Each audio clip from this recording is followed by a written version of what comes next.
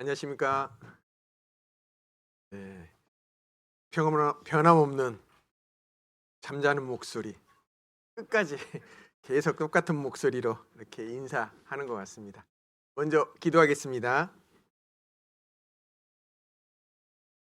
사랑이 많으신 하나님 아버지, 참으로 감사합니다. 오늘도 하루 일과에 마치는 시간에 이렇게 하나님 말씀을 배울 수 있도록 저희 발걸음 인도해 주셨습니다. 듣는 말씀을 통해서 하나님을 발견하고 또한 하나님께서 저에게 주고자 하는 영원한 선물을 받을 수 있도록 자비를 베풀어 주시옵소서. 특별히 계속되는 하나님의 예언이 정말 성취되고 있음을 모두가 깨달아 알 수 있도록 도와주시옵소서. 그래서 하나님 만날 준비를 모두가 다 갖춘 이후에 하나님 만나 배울 수 있도록 끝까지 지켜주시고 인도해 주시길 원하옵니다. 모든 교제 시종 주님께 의지하오며 저를 사랑하시는 예수님 이름으로 기도드렸습니다. 아멘. 성경 한 구절 찾아보겠습니다. 이사야서 46장입니다.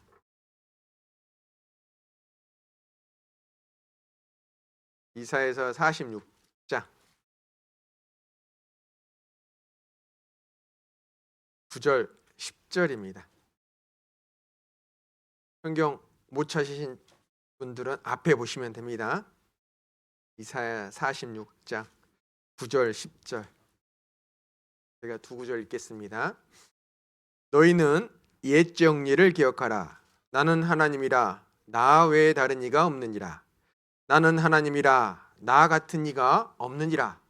내가 종말을 처음부터 고하며 아직 이루지 아니한 일을 옛적부터 보이고 이루기를 나의 모략이 설 것이니 내가 나의 모든 기뻐하는 것을 이루리라 하였노라.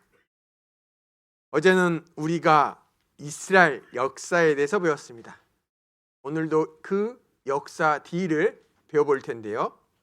이스라엘 민족의 역사는 성경에 미리 기록된 역사다라는 것입니다. 제가 첫날부터 보이지 않는 하나님을 우리가 어떻게 믿을 수 있겠습니까? 라는 질문을 드려 그에 대한 답변을 해드렸습니다. 하나님은 영이셔서 보이지가 않습니다. 그렇죠? 그 보이지 않는 하나님께서 사람들에게 자신의 존재를 알려주고 싶으셔요. 그래서 그것을 알려주시는 글이 기록된 내용이 성경이다라고 말씀드렸습니다. 이 성경은 하나님의 말씀으로 기록된 내용입니다. 그래서 누구나 성경 말씀을 배워보면 정말 하나님이 계신다라는 사실을 믿을 수 있다라는 거예요. 그래서 우리는 계속 성경, 하나님 말씀을 배우고 있습니다. 왜냐하면 이 글이 사람이 손으로 쓴 글이지만 기록된 내용을 보면 누가 썼는지, 누가 알려줬는지를 알 수 있기 때문에 그랬습니다. 하나님은 자신의 존재를 말씀을 통해서 우리에게 알려주십니다. 그래서 성경에 있는 내용을 배워보면 하나님이 정말 계십니다라는 것을 누구나 알 수 있다라는 거예요. 첫 번째, 하나님께서 성경에 자신을 창조주로 소개합니다. 즉, 이 세상 모든 것은 하나님께서 만드셨다라는 거예요.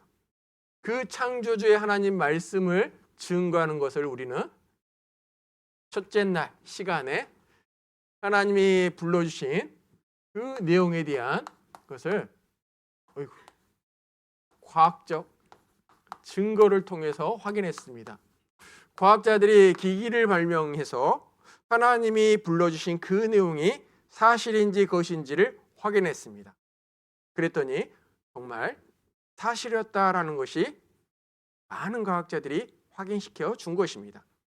뿐만 아니라 하나님께서는 창조주다라는 그러한 이야기만 하신 것이 아니라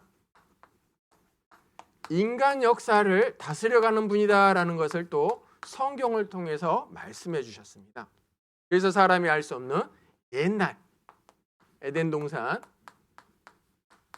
이야기, 인간의 시작이 에덴 동산에부터 시작됐다라고 하시면서 이제 오늘 하나님이 예언에 알려주신 인간 역사의 끝에 대해서 배우려고 합니다. 옛적 일, 사람이 알 수 없는 옛날의 역사를 하나님이 알려주시고 역사학자, 고고학자들이 기록된 말씀이 사실인지를 확인했습니다. 확인했더니 정말 사실이더라라는 거예요. 어떻게 사람이 알 수 없는 옛날 이야기가 성경에 기록되어 있고 그 기록된 내용이 사실일까? 그래서 그것을 보면 정말 하나님이 계신다라고 누구나 믿을 수 있다라는 거예요. 오늘 후반에 제가 성경에서 하나님이 알려주신 인간 역사의 끝, 이것은 미리 예언해낸 글이죠. 하나님이 알려주신 그 예언의 내용이 정말 그대로 되는지 안 되는지를 여러분들에게 확인시켜 주겠다라는 거예요. 그리고 어저께 특별히 인간 역사에 대한 기록뿐만이 아니라 하나님을 증거하는 증인을 선택하셨다라고 말씀드렸죠. 그렇죠? 이 증인이 성경에는 이스라엘 민족이다라고 이야기하셨습니다. 그래서 어제 우리는 이 이스라엘 민족에 대한 역사를 쭉 배웠어요. 왜냐하면 하나님께서는 이 세상의 많은 민족 중에 한 민족을 선택하셔서 그 민족과 계약을 맺습니다. 계약을 맺고 이 계약서대로 이 민족의 역사가 되는지 안 되는지를 모든 사람들에게 보여주고 계신다라는 거예요. 그래서 이들의 민족의 역사를 보면 정말 하나님이 계신다라는 그러한 것을 알 수 있다라는 거예요. 그래서 이 민족은 하나님을 증거하는 증인의 민족이다라고 이야기합니다. 왜냐하면 하나님께서 많은 민족 중에 샘플로 이 민족을 선택하셔서 그 증인의 역할을 하는지를 우리에게 알려주고 계신다라는 거예요. 근데 어제 우리가 이스라엘 역사에 대해서 쭉 배워봤죠? 그렇죠? 처음 이스라엘 민족의 역사 아브라함으로 시작됩니다. 그런데 이후 야곱, 즉 이스라엘이 애굽의 총리가 되고 시간이 흘러 400년간 종으로 애굽에서 살았던 그들, 모세가 그들을 애굽에서 데리고 나와 홍해를 건너게 하고 또한 하나님과 약속의 장소 시내산에 도착해서 약속을 맺습니다. 그 기약서가 성경에 기록되었다라는 것이죠. 어떤 기약을 했다고 말씀드렸죠? 순종하면 복을 받을 것이다. 불순종하면 이런 화를 당할 것이다 라고 분명히 그들은 하나님과 기약을 맺었습니다. 그래서 오늘은 이스라엘 역사의 민족, 기약서대로 되는지 안 되는지를 여러분들에게 또 하나의 증거를 통해서 보여드릴 것입니다. 왜냐하면 그들의 역사는 하나님이 예언한 대로 3500년 전에 맺은 그 기약서대로 그들의 역사가 그대로 흘러가니까요.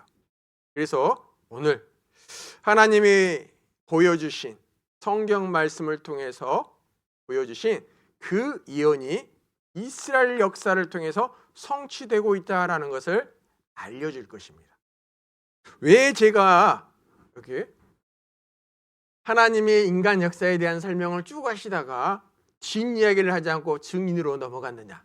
다 이유가 있습니다. 이유가 있어요. 성경 내용을 쭉 배워보면요, 이 이스라엘 민족의 역사와요 세상 마지막 끝과는 연결이 되어 있기 때문에 그렇습니다. 연결이 되어 있어요. 그래서 하나님이 이 증인, 시내산에서 맺은 순종하면 복을 받을 것이다 라는 기약서, 불순종하면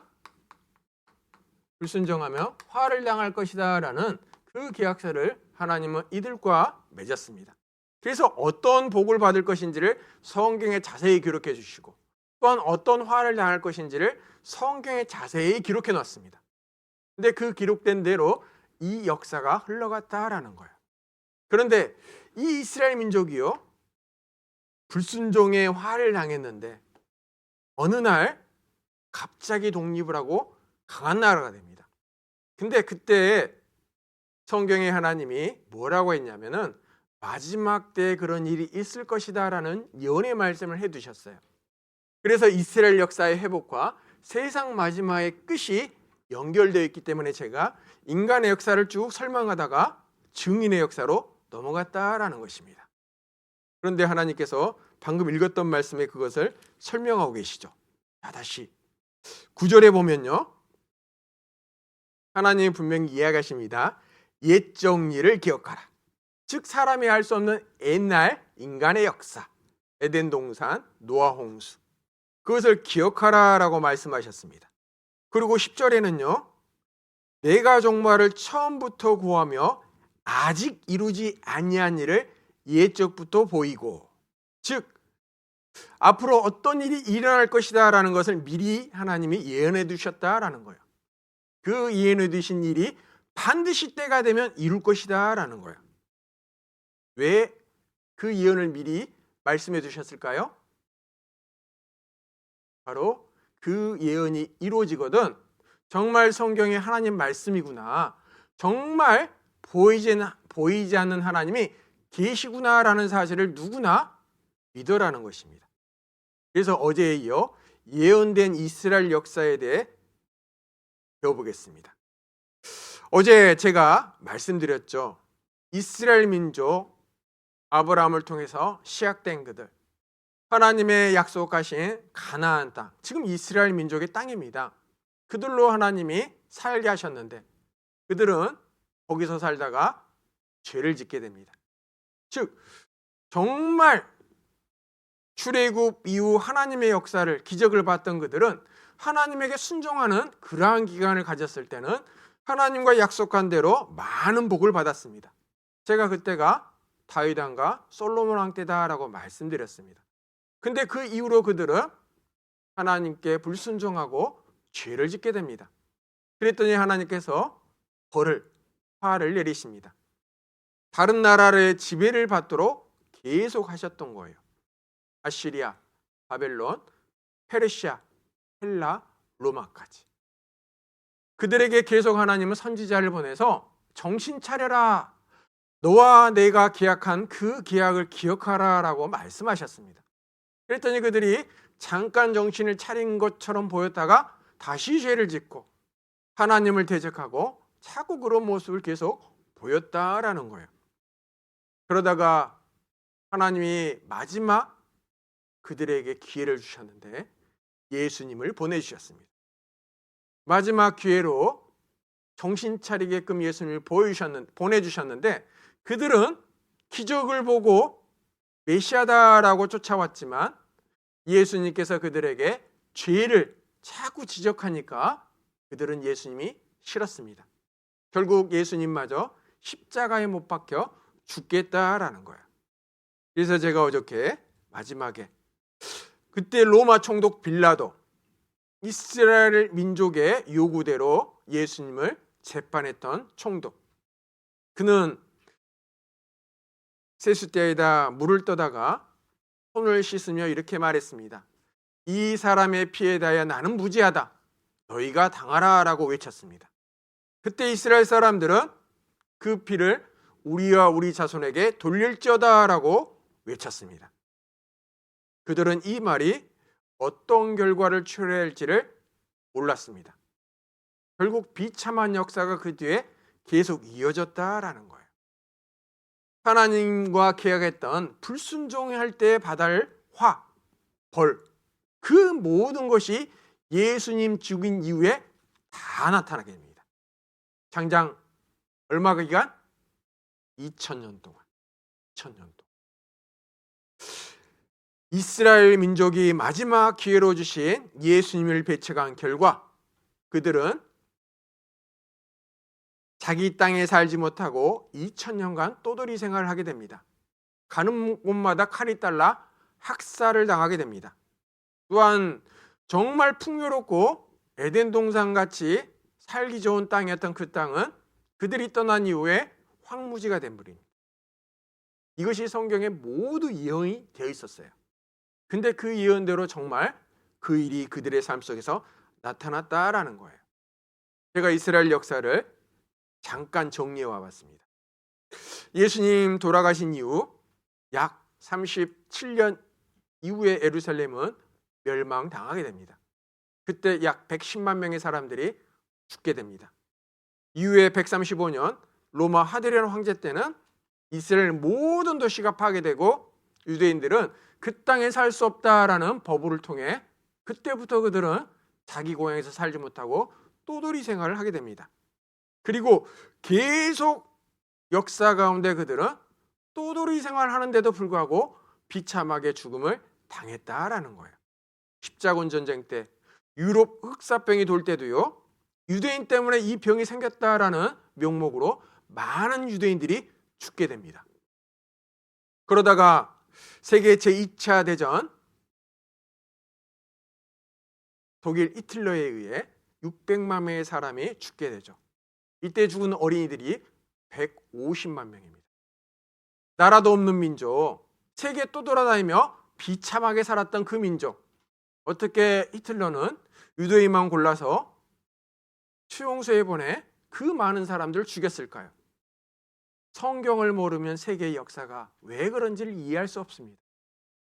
성경을 알면 왜 그런 일이 일어난지를 알 수 있다라는 거예요. 이 모든 것이 예언되었고 그 예언이 그대로 실천되고 있다라는 겁니다. 그런데 구약시대 선지자를 죽이고 신약시대의 예수님을 십자가에 못 박혀 죽였던 유대인들, 하나님께서는 그들을요 가만두지 않으십니다. 예수님 죽인 그 화를 다 당한 이후에 그들을 다시 회복될 것을 하나님은 또한 예언해 주셨습니다. 근데 그때가 바로 언제냐? 마지막 때다라는 성경의 기록이 하나님이 기록해 놓으셨다라는 거예요. 왜 마지막 때가 되면 이스라엘을 회복시키는 걸까? 이유가 있습니다. 에스겔 36장. 에스겔 36장 18절.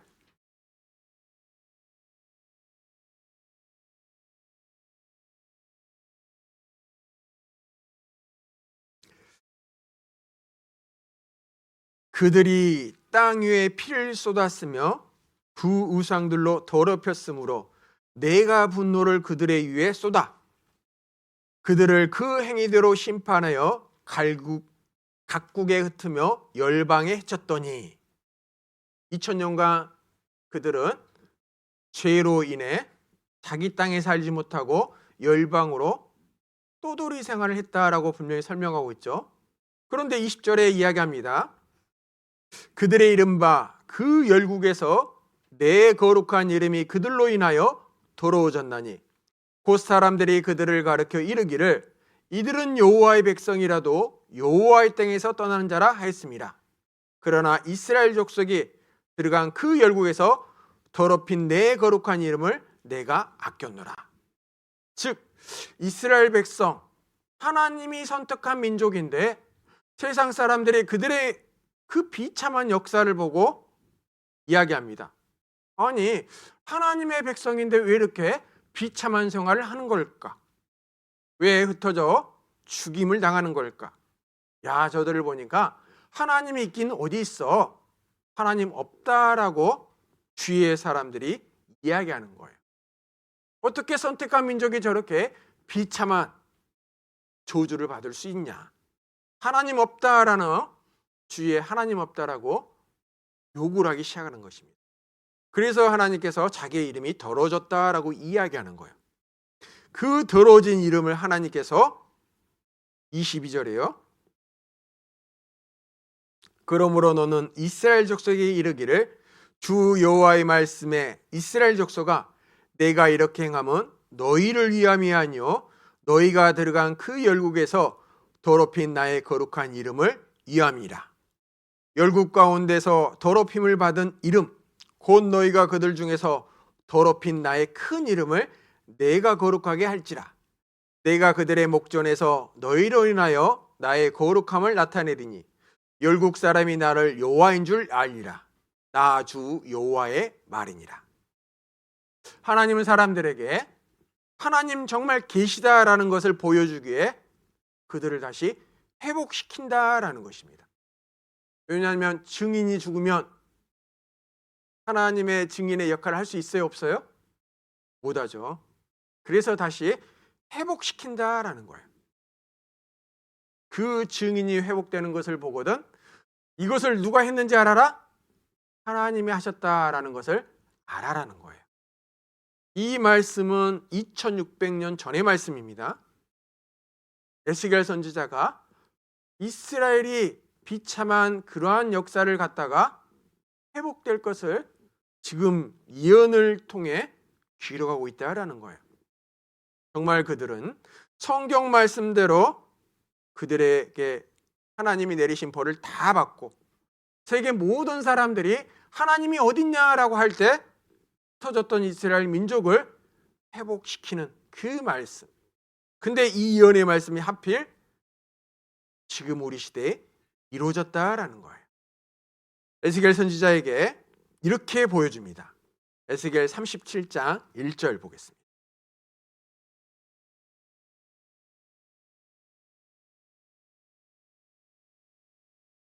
여호와께서 권능으로 내게 임하시고 그 신으로 나를 데리고 가서 골짜기 가운데 두셨는데 거기 뼈가 가득하더라.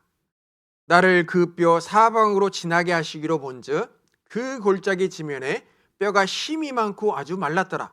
그가 내게 이르시되 인자야 이 뼈들이 능히 살겠느냐 하시기로 내가 대답하되 주 여호와여 주께서 아시나이다. 이 말씀은 아까 2600년 전 말씀이라 그랬죠. 하나님 말씀을 전한 선지자였던 에스겔에게요 어느 골짜기로 데려갑니다. 근데 거기 가봤더니 마른 뼈들이 가득한 거예요. 저 마른 뼈를 보고 하나님이 물어봅니다. 인자야 이 뼈가 살겠느냐라고 물어보죠. 그랬더니 에스겔이 대답합니다. 하나님이 아시죠. 그래서 하나님께서 이야기합니다. 그럼 내가 이른 말을 대신 아래라는 거예요. 너가 저 마른 뼈에게 명령을 내려봐라 라고 하나님이 이야기하십니다. 에스겔은 하나님의 명령에 따라 그대로 명령을 합니다. 37장 10절.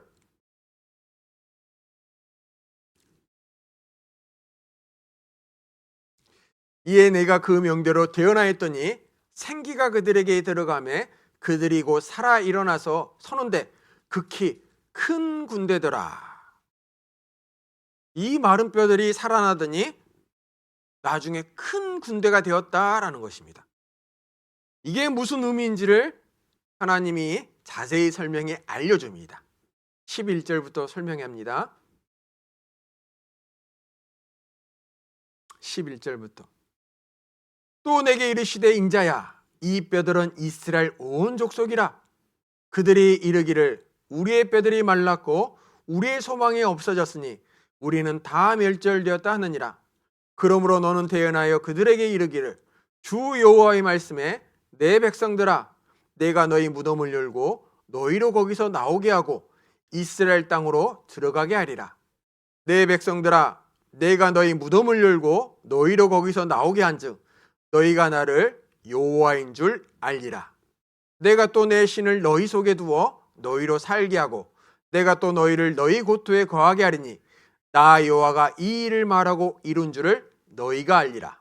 나 여호와의 말이니라 하셨다 하라. 뼈들은 이스라엘 족속이라고 설명하고 있죠. 이 이스라엘 족속이 완전히 망해서 장사되어 무덤 속에 들어갔습니다. 그런데 하나님께서 그 무덤 속에 있는 뼈들을 끄집어내어 자기 고향 땅으로 돌아가게 하더니 큰 군대로 강한 나라로 만들어주겠다라고 하나님께서 예언해 주신 거예요. 이게 가능할 거냐라는 거예요. 마른 뼈가 살아날 수 있을까요? 불가능하죠. 근데 그 불가능한 일을 하나님께서 하시겠다. 그것을 보고도 누가 한 줄 알아라? 하나님께서 하신 줄 깨달아라 라는 것입니다. 근데 하필 그 예언이 우리 시대에 이루어져 버린 거예요. 여러분들은 성경을 잘 모르니까 이스라엘이 이렇게 된 것을 잘 이해하지 못합니다. 근데 성경을 아는 사람들은요, 이스라엘이 독립할 때 깜짝 놀랐습니다.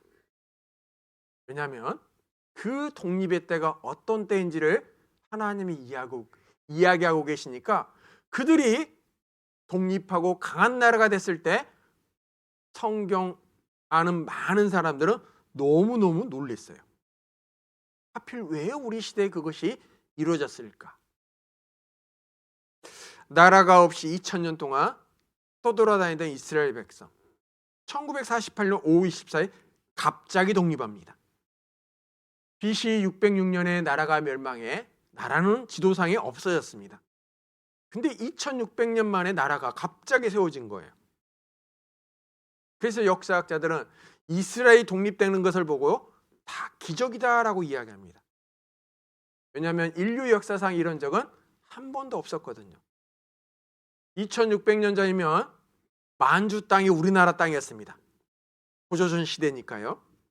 우리가 고조선이 만주까지 영토를 다스리고 있었어요. 그러면 지금 우리나라가요, 야 2600년 전에 이거 우리 땅이었다라고 달라가면 중국이 뭐라 그럴까요? 미쳤다 그러겠죠.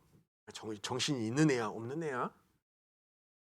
근데 하나님께서는 지금 그 일을 이루시겠다라고 예언했는데 하필 그 일이 우리가 살고 있는 시대에 이루어졌다라는 거예요. 하나님께서 그들이 회복될 때요, 세 가지를 또 예언하십니다. 이스라엘 회복됐을 때 이런 일이 일어날 것이다 라는 예언을 하셨어요. 전 세계에 흩어져 살던 그들이 자기 땅으로 돌아갈 것이다. 뿐만 아니라 2000년간 황무지로 있었던 그 땅이 장차 기경, 에덴 동산같이 아주 농사짓기 좋은 땅으로 바뀌어질 것이다. 또한 그들이 다시 자기 나라로 돌아가 회복될 때 세계 최애 강국이 될 것이다 라는 예언을 하나님이 하셨어요. 근데 그 예언이 1948년 독립한 이후에 70년 안에 다 이루어져 버립니다. 다. 하나님이 하셨던 말씀 그대로. 자, 에스겔 39장 28절 보겠습니다.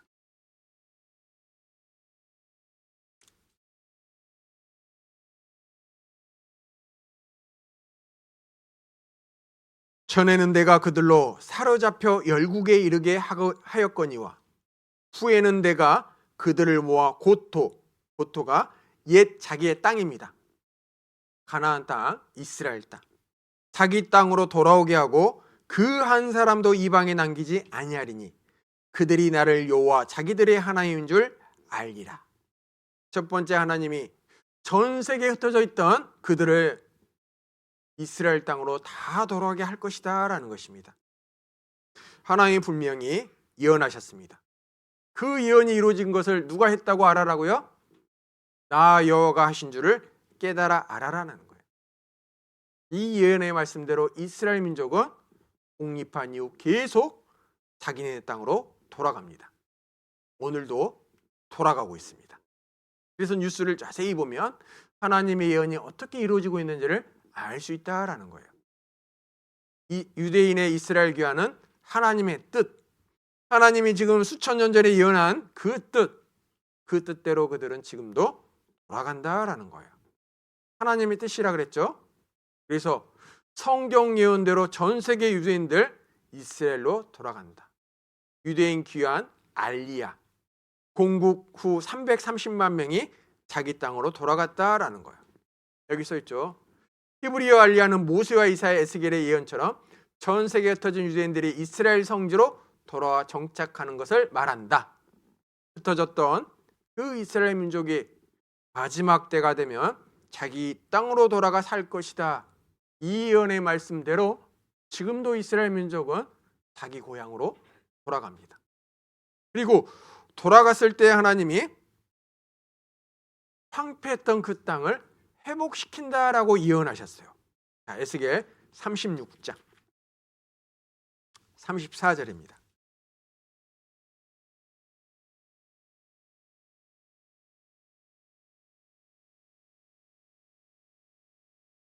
전에는 지나가는 자의 눈에 황무하게 보이던 그 황무한 땅이 장차 기경이 될지라. 사람이 이르기를 이 땅이 황무하더니 이제는 에덴 동산같이 되었고 황량하고 적막하고 무너진 성읍들의 성벽과 거민이 있다 하리니 너희 사면에 남은 이방 사람들이 나 여호와가 무너진 곳을 건축하며 황무한 자리에 심은 줄 알리라. 나 여호와가 말하였으니 이루리라. 하나님의 말씀은 반드시 이루어집니다. 이 예언의 말씀에 따라 황무한 땅이 장차 기경, 에덴 동산 같이 아주 좋은 땅으로 바뀔 것이다 라고 예언하셨는데 지금 이것도 우리 시대에 다 이루어졌습니다. 전에 지나가는 자의 눈에 황무하게 보이던 그 황무한 땅, 장차 기경이 될지라. 여러분들이 세계사 시간이나 어디 지도를 볼 때 보면요, 중동 지역을 유심히 봐보셔요. 중동 지역은 전부 저런 광야, 사막 땅입니다. 근데 이스라엘 땅만 제가 구글 지도에서 캡처해서 갖고 왔죠. 푸른 녹색을 띄워요. 왜 다른 지역은 다 녹색이 없는데 이스라엘만 녹색일까요? 하나님이 약속하신 대로 이루어진다라고 돼 있죠. 대로 이루어집니다. 이집트는 나일강이라는 큰 강이 있습니다. 근데도 불구하고 나일강 주변에만 농사지 다른 땅은 다 광야예요. 근데 이스라엘은 나일강 같은 큰 강도 없습니다. 근데도 불구하고 전 국토가 저런 녹색의 땅이다라는 거예요. 그래서 유일하게 농산물을 수출하는 나라가 이스라엘입니다. 이 이스라엘 땅. 그리고 하나님께서 세 번째, 너희들이 회복돼 그 땅에 살 때 세계 최고의 강한 나라가 될 것이다 라고 예언했죠. 그들은 먼저 지금 2000년간 나라 없이 떠돌아다니는 민족의 신세였죠. 근데 하나님이 약속하신 그대로요, 하필 우리 시대에 독립한 이후에 세계 최고 강국이 이스라엘이다라는 거예요. 자, 신명기 30장에 하나님이 3500년 전에 이런 말씀을 해두셨습니다. 신명기 30장. 이 말씀은 모세가 3500년 전에 기록한 말씀인데요. 신명기 30장 4절.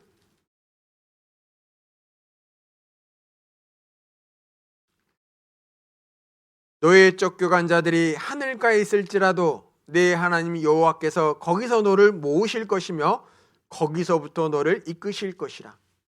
2000년간 쫓겨다녔죠. 근데 그 쫓겨다니던 그들을 하나님께서 다시 모으실 것이다 라고 하셨죠. 그런데 5절에요. 내 하나님 여호와께서 너를 내 열조가 얻은 땅으로 돌아오게 하사 너로 다시 그것을 얻게 하실 것이며 여호와께서 또 내게 선을 행하사 너로 내 열조보다 더 번성케 하실 것이며. 쫓겨간 자들이 어디에 있든지 하나님이 다시 그들을 모으실 것이다. 그대로 되고 있죠. 근데 그들이 다시 돌아왔을 때 조상보다 더 크게 번성하게 될 것이다. 이 말씀대로 지금 최고의 강국이자 최고의 부자의 나라가 이스라엘 민족 유대인입니다. 그래서 신문에 많이 나오죠. 세계를 움직이는 유대인의 파워. 0.2% 유대인이 세계를 흔든다라고 되어 있죠. 정치, 사회, 문화, 예술, 언론, 기업 모든 분야에서 이스라엘 유대인이 최고죠. 그래서 이스라엘이 지구촌 돈 싹쓸이 한다라고 나와 있습니다. 유대인들, 억만장자, 또 투자기업 모든 것들이 다 유대인의 소유죠.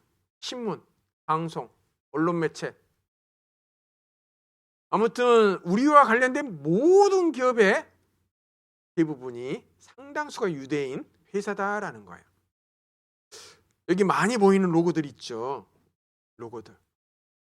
익숙할 겁니다. 왜냐하면 한국에도 이런 기업들이 주위에도 많이 있으니까요.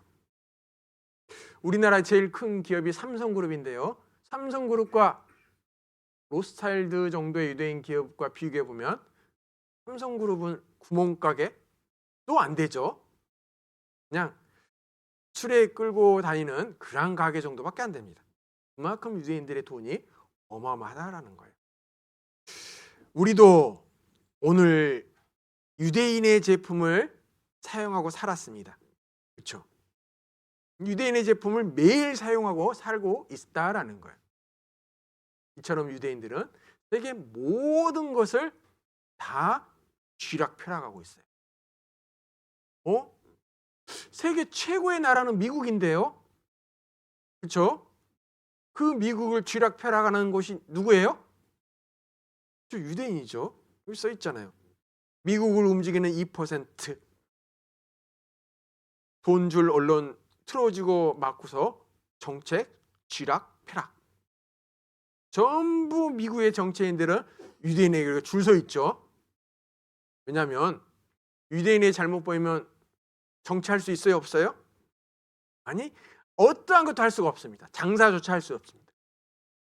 여러분들이 신문을 유심히 보면 모든 세계 사람들이 필요한 가격 결정을 유대인들이 해요. 석유를 어디서 생산을 제일 많이 해요? 사우디아라비아 중동 지역에서 하잖아요. 근데 그럼 석유 가격을 누가 결정할까요? 유대인들이 결정해요. 네, 석유의 모든 세계 회사들이 다 유대인 거거든요. 다이아몬드는, 금은, 땅은, 식량은 이상하게 유대인들은 자기들이 생산하지 않습니다. 근데 그들의 모든 결정을 누가 하느냐? 얘들이에요. 유대인들이. 쥐락펴락한다라는 거예요. 미국의 나라조차도 쥐락펴락한다라는 것이죠. 얼마 전 전쟁하고 있는 이스라엘 땅에 미국 대통령이 방문합니다. 근데 미국 대통령 이야기하죠. 이스라엘만 싸고 도는 미국의 편향 외교. 왜 이스라엘만 싸고 돌까요? 유대인에게 잘못 보이면 자기 정치 생명 어떻게 돼요?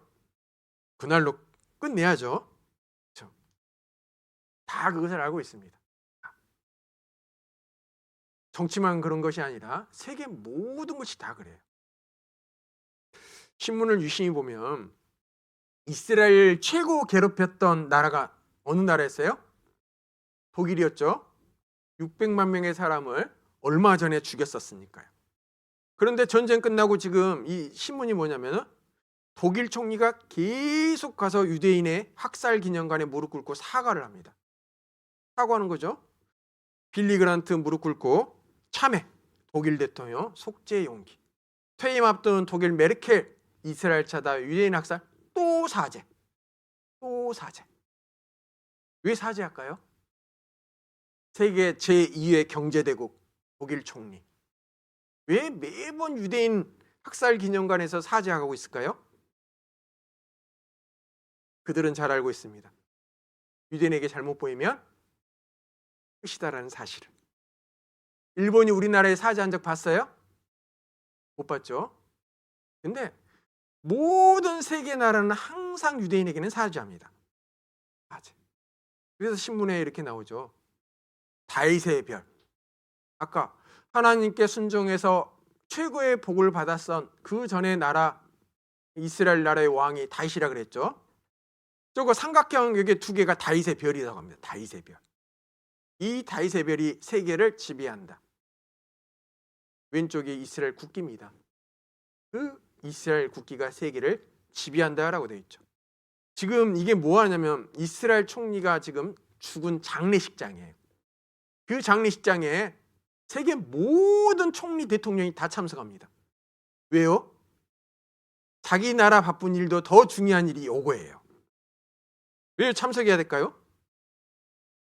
네. 참석하지 못하면 명단에 체크되지 않으면 자기 나라 가서 정치 잘 할 수 있을까요? 힘들죠. 어떻게 2000년간 세계 꼴등하던 민족이 갑자기 독립하더니 세계 최고가 돼버렸을까요? 제가 아까 처음 보여드렸죠. 마른 뼈같이 사라져버렸던 그 이스라엘 민족이 하필 독립하더니 짧은 시간 동안 세계 최고가 돼버렸다. 그것이 되거든 누가 했다고 알아라고요? 하나님이 분명히 하셨잖아요. 나 여호와가 하신 줄 깨달아라. 하나님이 하셨던 예언의 말씀이 그대로 성취되는 것을 알아라라는 거예요. 하나님이 계시다라는 겁니다. 자, 여기 봐보셔요. 빨간색이 아랍 국가입니다. 빨간색이. 이스라엘 보입니까? 저기 빨간색이 제가 녹색으로 동그라미 쳐놨죠. 노란색으로 조그만 나라가 하나가 있어요. 저희가 이스라엘이에요. 이스라엘 민족. 강원도만한 조그만한 나라. 근데 저렇게 작은 나라가요? 지금 빨간 나라가 전부 아랍이잖아요. 아랍 저 많은 나라들이 조그만한 나라 하나를 못 이겨요? 왜 쩔쩔맬까요? 저 하나를 못 이겨서? 5차례 중동 전쟁이 일어났는데 아랍이 다 졌습니다. 칠 때마다요, 자기네 땅을 다 뺏깁니다. 그러니까 싸우려 하지 않아요. 어떻게 저 조그만한 나라가 저 많은 나라 가운데 튼튼하게 버텨낼 수 있을까? 하나님 빼놓고는 설명이 할 수가 없다라는 것이죠. 근데 요즘 뉴스 많이 보죠. 아마 우리 친구들은 공부하느라 뉴스에 접할 기회가 많이 없을 것입니다. 이스라엘의 전쟁 뉴스가 자주 나옵니다. 하마스라는 무장단체가 이스라엘 대들다 된통당하고 있죠. 제가 이유가 있다라고 어저께 말씀드렸죠. 유대인들이 예수님 죽인 이후에 2000년간 자기 땅에 살지 못하고 흩어져 살았습니다. 근데 주위에 땅도 없이 사는 팔레스타인 사람들이 딱 보니까 어이구 이스라엘 땅이 비어있는 거예요. 그래서 비어있는 땅에 쑥 들어가 삽니다. 그런데 하필 2000년간 그들은 그 땅에 살고 있었는데요, 이스라엘 1948년 독립을 하더니 2000년간 살고 있던 팔레스타인 사람들 다 쫓아내버립니다. 그러면서 옆에 가자 지구라는 조그만 땅을 주면 너희들 여기 나오지 말고 여기 살아라 라고 준 거예요. 유엔이 이스라엘 독립할 때 그렇게 이스라엘에게 너 독립한 대가로 지금 그 땅에 살고 있는 그 민족 받아줄 데도 없고 갈 데도 없는데 조그만 땅 줘서 살도록 해야 되지 않겠느냐. 그래서 땅 좀 줘서 살도록 하라 라고 해서 지금 가자지구라는 땅을 줍니다. 근데 이스라엘 사람들이 2000년간 흩어져 살다가 갑자기 독립하더니요, 팔레스타인 쫓아내고 야 이거 원래 우리 땅이었어 라며 살게 됩니다. 팔레스타인 사람 2000년간 살았는데 뭐라고 할까요? 야 그런 게 어딨냐? 2000년간 빈 땅에서 우리가 살았는데 니기 땅이라고 왜 주장해? 그런 게 어딨냐라고 막 뒤들죠. 이스라엘이 뭐라 할까요? 제가 어저께 보여드렸잖아요. 야 성경이 우리 땅이라고 등기둥본 하나님이 이야기하셨는데 너희들 살기 전에 우리 민족이 여기서 살았잖냐.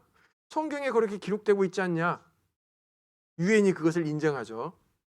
인정해서 지금 나라가 된 것입니다. 사실이니까요. 성경이 사실이니까. 전 세계에 흩어져 살던 이스라엘 민족, 갑자기 우리 시대에 독립을 하더니 세계 최고가 됐습니다. 그런데 왜 우리 시대에 세계 최고가 됐을까? 그때가 어떤지를 하나님이 성경에 자세히 설명해 두셨어요. 신명기 4장 한번 보겠습니다. 신명기 4장에 27절.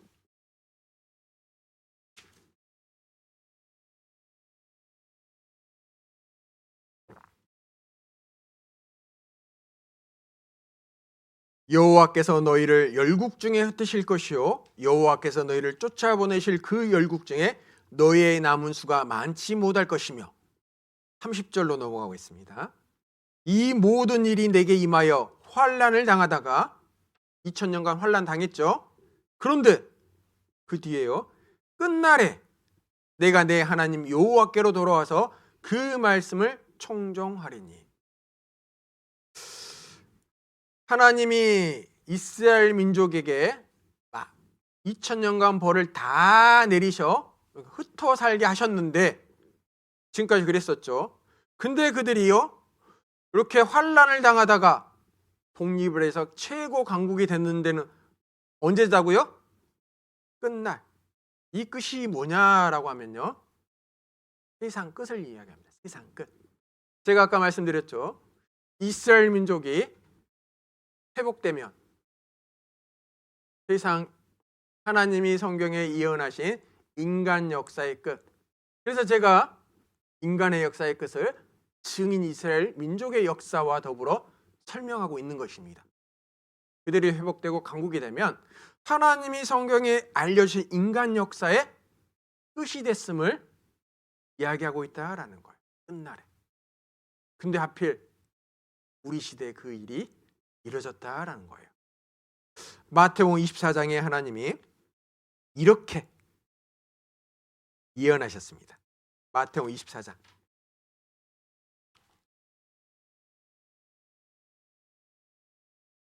32절에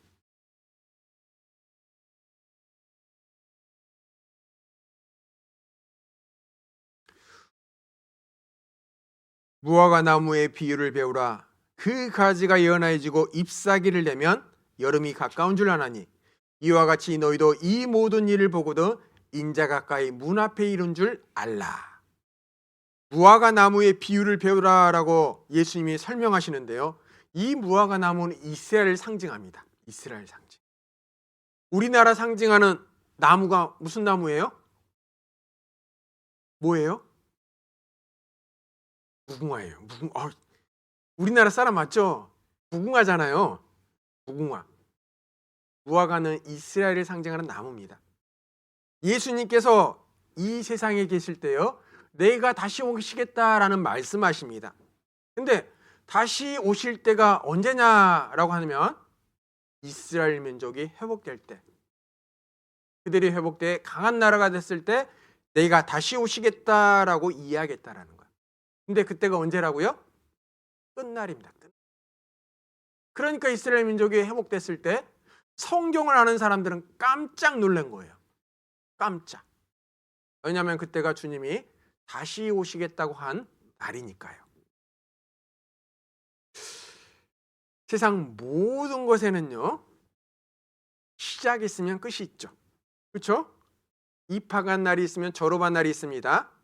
태어난 날이 있으면 죽는 날이 있습니다. 성경 강연의 수요일에 시작했죠. 끝은 언제 끝나죠? 일요일에 끝나죠. 이처럼 인류 역사의 시작이 에덴 동산에 시작됐는데 그 끝도 반드시 있다라는 거예요. 근데 그 끝이 언제라고요?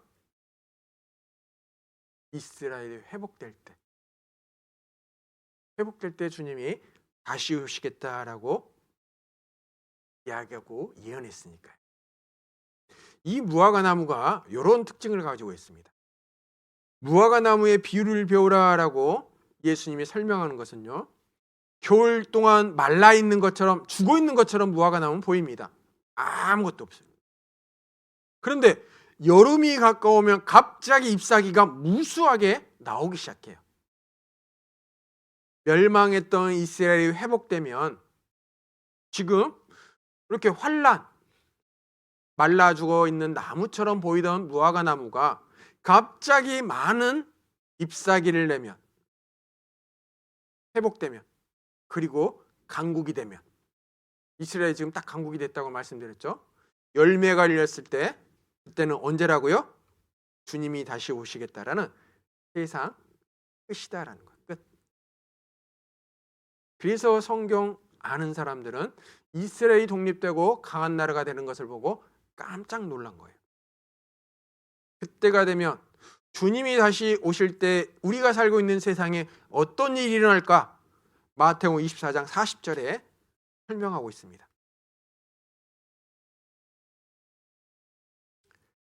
그때 두 사람이 밭에 있음에 하나는 데려감을 당하고 하나는 버려둠을 당할 것이요, 두 여자가 매를 갈고 있음에 하나는 데려감을 당하고 하나는 버려둠을 당할 것이니라. 한 사람은 데려가고 한 사람 버려둔다 그랬죠. 예수님이 다시 오실 때 한 사람 데려간다라는 말은 무슨 의미일까요? 천국에서 영원히 함께 살겠다는 거죠. 근데 또 한 사람은 버려둠을 당한다라고 되어 있죠. 버려둔다라는 말은 무슨 의미일까요? 지옥으로 간다라는 의미입니다. 쓰레기 집으로 가져가요? 버려요? 버리죠. 버리면 제가 반드시 불태워 없애버린다 그랬습니다. 마찬가지로 예수님이 다시 오실 때 버림을 당한다.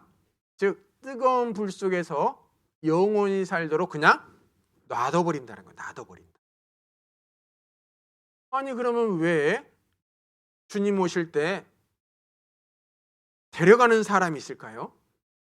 왜냐하면 그 이후에 우리가 살고 있는 이 땅은요, 끔찍한 7년의 기간이 시작되기 때문에 그렇습니다. 끔찍한 7년의 시간이 시작돼요. 그래서 그 전에 하나님께서 하나님의 자녀를 안전하게 데려가신다라는 거예요.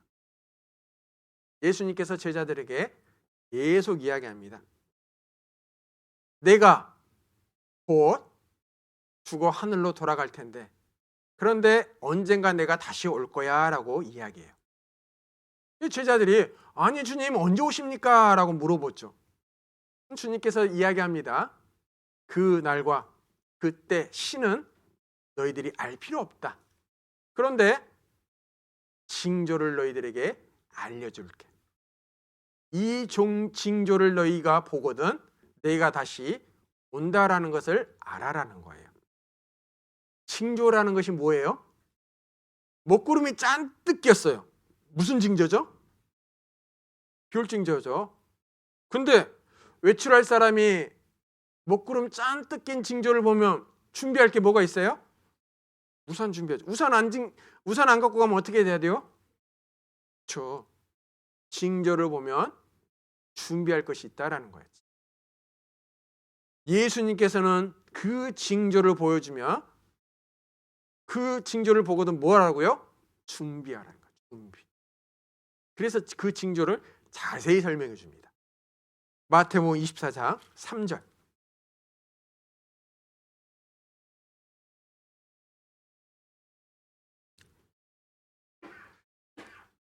예수께서 감람산 위에 앉으셨을 때 제자들이 조용히 와서 가로되 우리에게 이르소서 어느 때에 이런 일이 있겠사오며 또 주의 임하심과 세상 끝에는 무슨 징조가 있사오리까? 물어보죠. 어느 때 이런 일이 있겠습니까? 또 주의 임하심. 여기 두 개 돼 있습니다. 주의 임하심, 주님이 다시 오실 때, 그리고 그때가 언제라고요? 세상 끝. 연결이 돼 있죠. 그때 우리가 살고 있는 세상에는 무슨 징조가 있겠습니까? 라고 물어봅니다. 그래서 예수님이 자세히 그 징조에 대해서 설명합니다. 4절에요. 예수께서 대답하여 가라사대 너희가 사람의 미혹을 받지 않도록 주의하라. 많은 사람이 내 이름으로 와서 이르되 나는 그리스도라 하여 많은 사람을 미혹해 하리라. 사람들에게 미혹받지 않도록 주의하라. 왜냐하면 가짜가 많다라는 거예요. 요즘 우리가 살고 있는 시대에 예수님 하나님 많죠. 짝퉁이 많습니다. 짝퉁 조심하라 라는 거예요. 짝퉁은 명품을 가져다 만들어요? 아니면 그저 그런 제품을 가져다 만들어요? 그래서 짝퉁이 많다라는 것은 한편으로는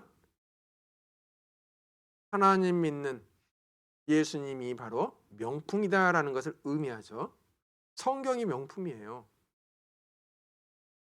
다른 종교 짝퉁 봤어요? 아니요. 유독 기독교만 짝퉁이 있어요. 왜요? 다른 종교는 그저 그렇기 때문에 짝퉁 만들 필요가 없어요. 근데 얘는 진짜기 때문에 짝퉁이 일 수밖에 없죠. 우리나라에서도 이런 짝퉁 많이 있죠. 예수님 많습니다. 하나님 많습니다. 그런데 이 사람들은 환자죠, 환자. 그렇죠. 솔직히 환자죠. 근데 환자를 쫓아다니는 더 심각한 증상을 갖고 있는 환자들도 더 많습니다.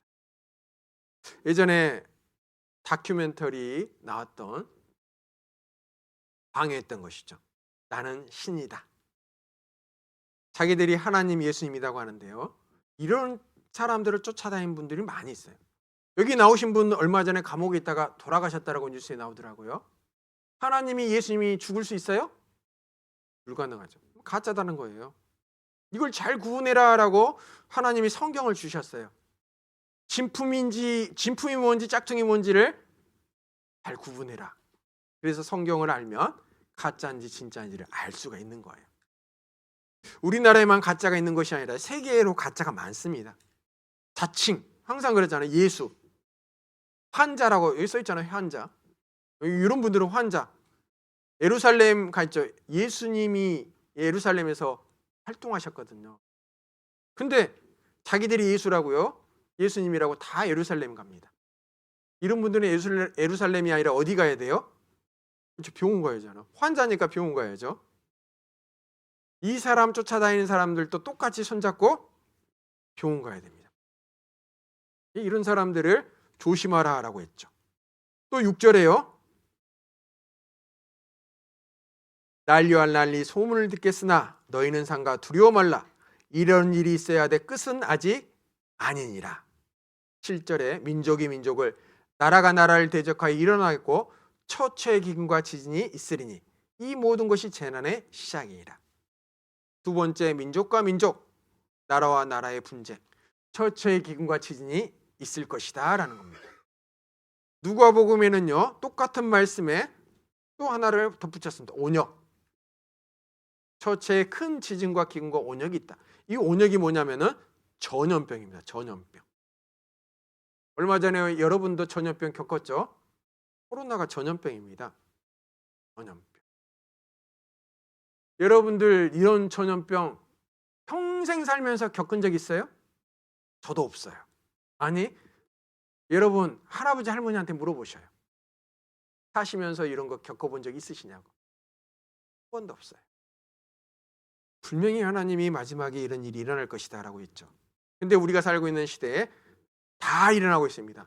민족과 민족이 전쟁을, 나라가 전쟁을, 또 처처의 기근이 일어나고 매번 신문 뉴스에 지진이 일어나는 것을 한꺼번에 다 우리는 보고 있습니다. 매번 뉴스에.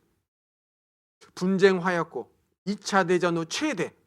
제가 2023년 12월 작년 말에 신문 갖고 왔는데 몇 개 나라가 전쟁하고 있다고요? 183개가 싸우고 있답니다. 전쟁이 많으면 먹고 사는 것이 더 힘들어지죠. 그렇죠? 코로나 이후 살기가 점점 힘들죠. 이게 악순환입니다. 전쟁 많으면 먹고 살기 힘들어지고, 그럼 먹고 살기 힘들으면 전쟁이 줄어들까요? 더 많아질까요? 더 많아지죠. 보여지는 환경, 요즘 여러분의 뉴스를 다 보면요 항상 이래합니다. 1000년 만에 일어날 일, 성서에 넣을 만한 홍수, 여태껏 겪어보지 못한 것들. 당연히 그러죠. 이런 일이 한 번도 인류 역사상에 나타난 적이 없으니까요.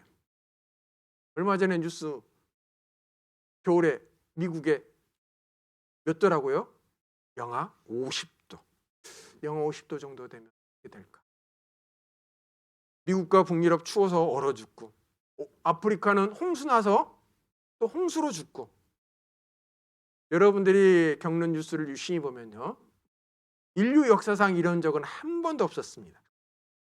성경에 기록된 모든 것이 계속 반복해서 동시다발적으로 일어납니다. 아까 그랬죠. 이런 일이 보거든 하나님, 주님이 다시 오시겠다라는 그 약속의 때가 다 된 줄을 알아라는 거예요. 얼마 전 일주일 전입니다. 과학자들이 종말의 시계를 발표했습니다. 몇 초 남았다고 발표했어요? 일주일 전에 발표했습니다. 일주일 전에. 공부하느라 쉬는 시간 핸드폰 보느라 요거 못 봤죠? 이런 거 봐셔야 돼요. 가끔씩 살면서 뉴스도 한번 접해 보셔요. 그러면 여러분들이 살고 있는 시대가 어느 때인지를 알 거예요. 계속 뉴스를 통해서 보여주는데 저는 징조 한 번도 못 봤는데요. 주님 오신다라는 때 몰랐는데요. 예. 제가 첫날 생각하라라고 부탁드렸죠. 보여지는 것을 통해 생각을 해야 됩니다. 생각하지 않으면 그 책임은 누구한테 가요? 본인한테 가요. 본인. 나만 즐기고 재미있으면 되지. 세상 사람들이 다 그렇게 살죠. 하나님이 이렇게 자세히 많은 것을 알려주는데도 불구하고요, 이런 곳에는 하나님 관심이 없어요. 사람들이 놀고 먹는 데만 정신이 없습니다. 과학자들이 이야기하죠. 남은 시간 90초. 24장 14절에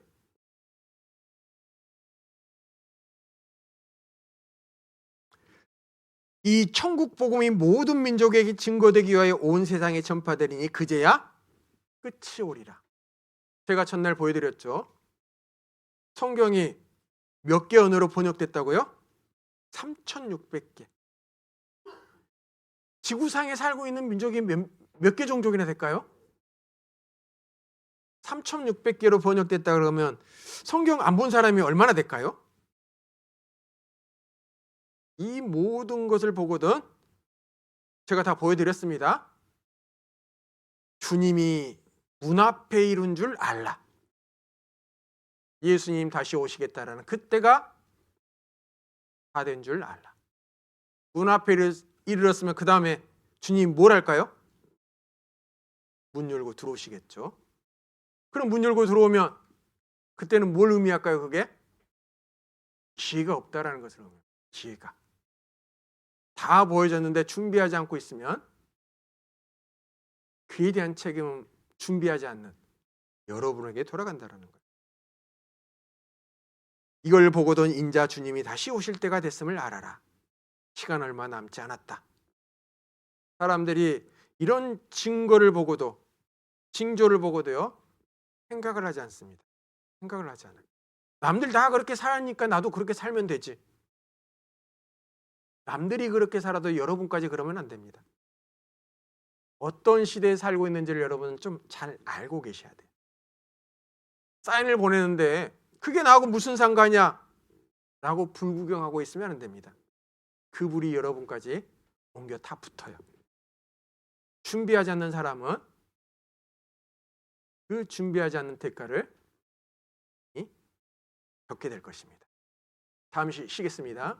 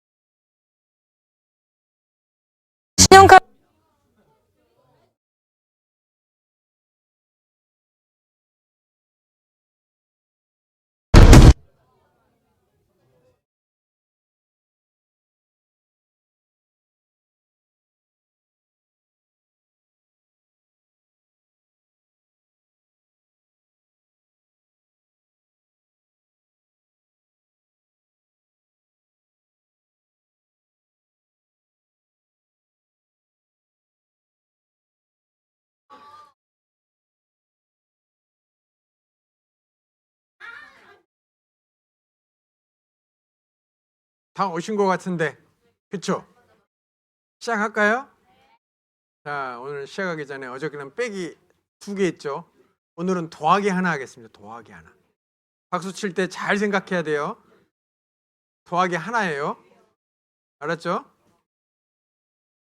틀리면 안 됩니다. 틀리면 계속해야 되니까. 더하기 하나. 제가 부르는 숫자에 더하기 1을 내서 박수를 쳐야 됩니다. 자, 박수 4. 5개를 쳐야 정상이잖아요. 그죠? 자, 박수 1. 어우, 자, 1은 잘 맞네. 옆에 분이 잠 깨라고 앉아 있으니까 왼쪽에 앉아 있는 분이 오른쪽에 앉아 있는 분을, 예,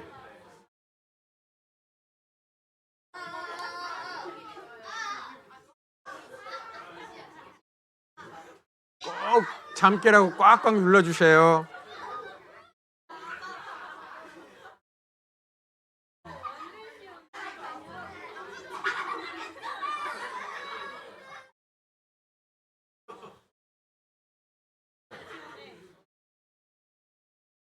이제 잘 봐야 돼요.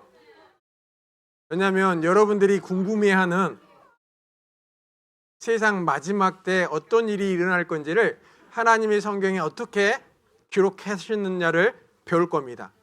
근데 그것들이 여러분들이 좀 관심만 두면 매번 뉴스에 볼 수 있는 봐왔던 것들이에요.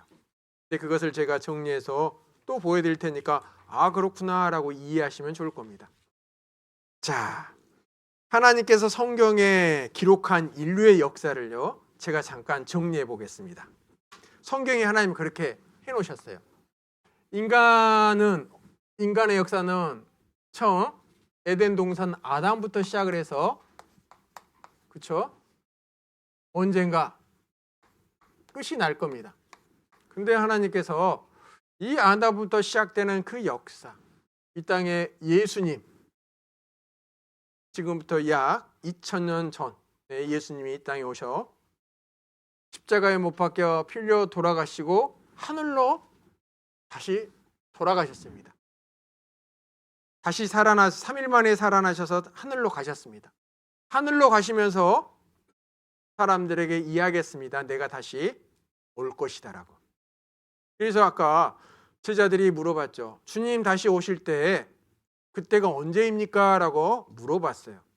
그래서 주님께서 제자들에게 때일시를 알려주지 않고요, 내가 다시 이 땅에 올 때가 있을 것이다 라고, 하늘로 가서 다시 올 때가 있을 것이다 라고 말씀하시면서 내가 올 때 너희들 앞서 많은 징조를 볼 것이다 라고 설명해 주셨어요. 그래서 기록된 그 징조들을 지금까지 여러분들이 봤습니다. 그 징조를 보거든 주님이 다시 오실 때가 다 됐다라는 거예요. 그러면 주님이 오신 이후에 아까 그랬죠. 한 사람을 데려감을 당하고 한 사람은 버려둔다. 버려둔 사람은 이 땅에 그냥 살 거예요. 데려감을 당한 사람은 주님과 영원히 천국에서 살 것입니다. 왜 주님께서 다시 오셨을 때 데려가느냐? 7년이란 기간이 이제 주님 오신 이후에 이 땅에 일어나기 때문입니다. 성경을 이렇게 쭉 설명하고 계셔요. 이 7년의 기간을 반으로 나누세요. 전 3년 반, 3.3년 반, 후 3년 반으로 성경은 설명합니다. 즉, 전 3년 반에 어떤 일이 일어날 건지를 설명하고 후 3년 반에 어떤 일이 일어날 건지를 설명합니다. 그리고 7년의 기간이 끝나면 세상은 마지막 전쟁으로 불타 없어질 것이다 라는 거예요. 세상에 불타 없어진 이후에 주님은 재림했다가 다시 이 땅에 오실 거예요. 그리고 1000년의 기간을 이 땅에서 보내시고 이제 영원히 천국과 지옥으로 나나 이 세상을 끝낼 것이다 라고 성경에 설명하고 계십니다. 이 중요한 7년의 시간이 주님이 오신 이후에 이 땅에 남아있는 사람들은 겪게 될 거예요. 근데 하나님께서 이 7년 기간에 일어날 일들을 설명하셨는데 전 3년 반에 지금 하나님께 제사 드릴 성전이 이때 만들어질 것이다 라는 거예요. 제가 좀 이따 성전을 설명해 드릴 텐데요. 지금 이스라엘은 이 성전이 없거든요. 성전이 없어요. 근데 이 전 3년 반에 성전이 만들어질 것이다. 그리고 이때 이스라엘 사람들 14만 4천 명이 구원을 받아 순교할 것이다. 죽을 것이다 라고 설명을 합니다. 그리고 14만 4천 명이 구원을 받아 죽임을 당하는데 이 성전이 만들어졌을 때 이 성전에 가짜 적그리스도, 즉 예수님을 대적하는 그리스도가 여기에 앉아서 내가 하나님이다, 내가 세상을 지배하는 왕이다라고 하나님의 성전에 앉아서 세상을 다스린다는 거예요. 그러면 적그리스도라고 표현하는 그 사람이 성전에 앉아 세상을 다스리는데 이 세상이 이 다스림으로 인해 좋아질까요? 나빠질까요? 나빠지죠. 끔찍한 그러한 시간이 이제 벌어질 것입니다. 적그리스도가 성전에 앉아 세상을 다스리는데 어떻게 세상을 다스릴 것인가? 모든 사람들의 손과 이마에 666 표를 받게 해서 다스릴 것이다 라는 거예요. 그것을 성경에 설명해 놓고 계셔요. 후 3년 반을 666 표를 받아 이 세상 사람들을 다스릴 텐데 이 표를 안 받는 사람은 어떻게 될까요? 다 죽임을 당한다고 기록되어 있습니다. 누구든지 다 오른손이나 이마에 표를 받을 것이다.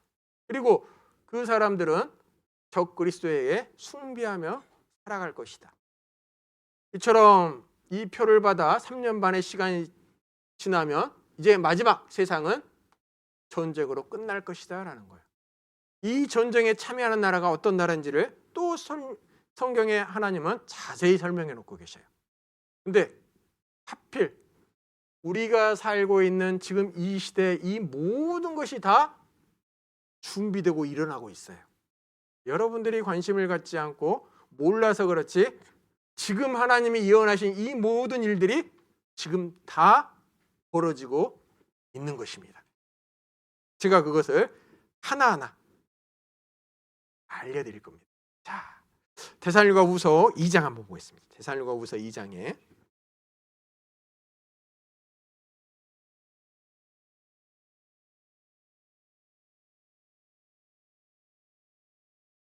데살로니가후서 2장 4절.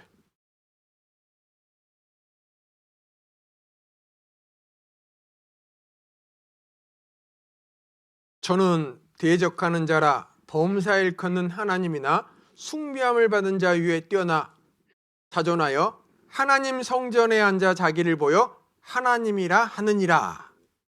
저는 적그리스도는 하나님의 성전에 앉아 내가 하나님이다, 나를 숭배하라 라고 할 것이다 라고 했죠.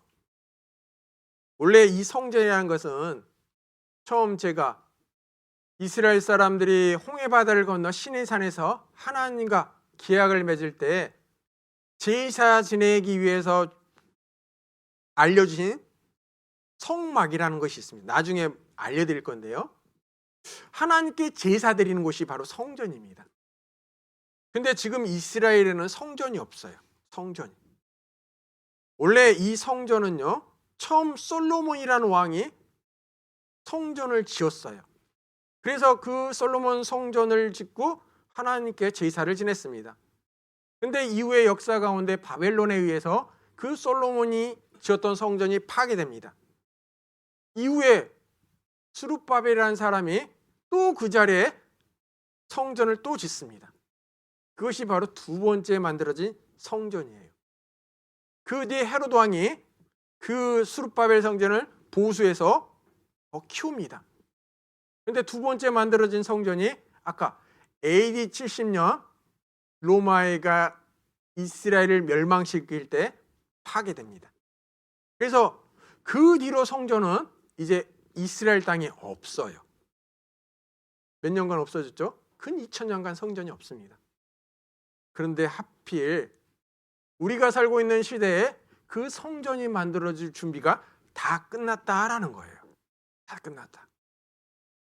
여러분들이 이제 성경을 알고 뉴스를 보면 저런 행동이 무슨 의미를 갖고 있는지 이해할 수 있어요. 뉴스에 이런 뉴스들이 저번에 나왔었습니다. 트럼프라는 미국 대통령이요, 저런 선언을 합니다. 예루살렘 선언, 중동의 피바람 몰고 오는 이유. 원래 이스라엘 사람들이 독립했던 그 이스라엘 땅에요, 예루살렘이라는 도시가 있습니다. 근데 그 예루살렘 안에는요, 성전 자리가 있어요.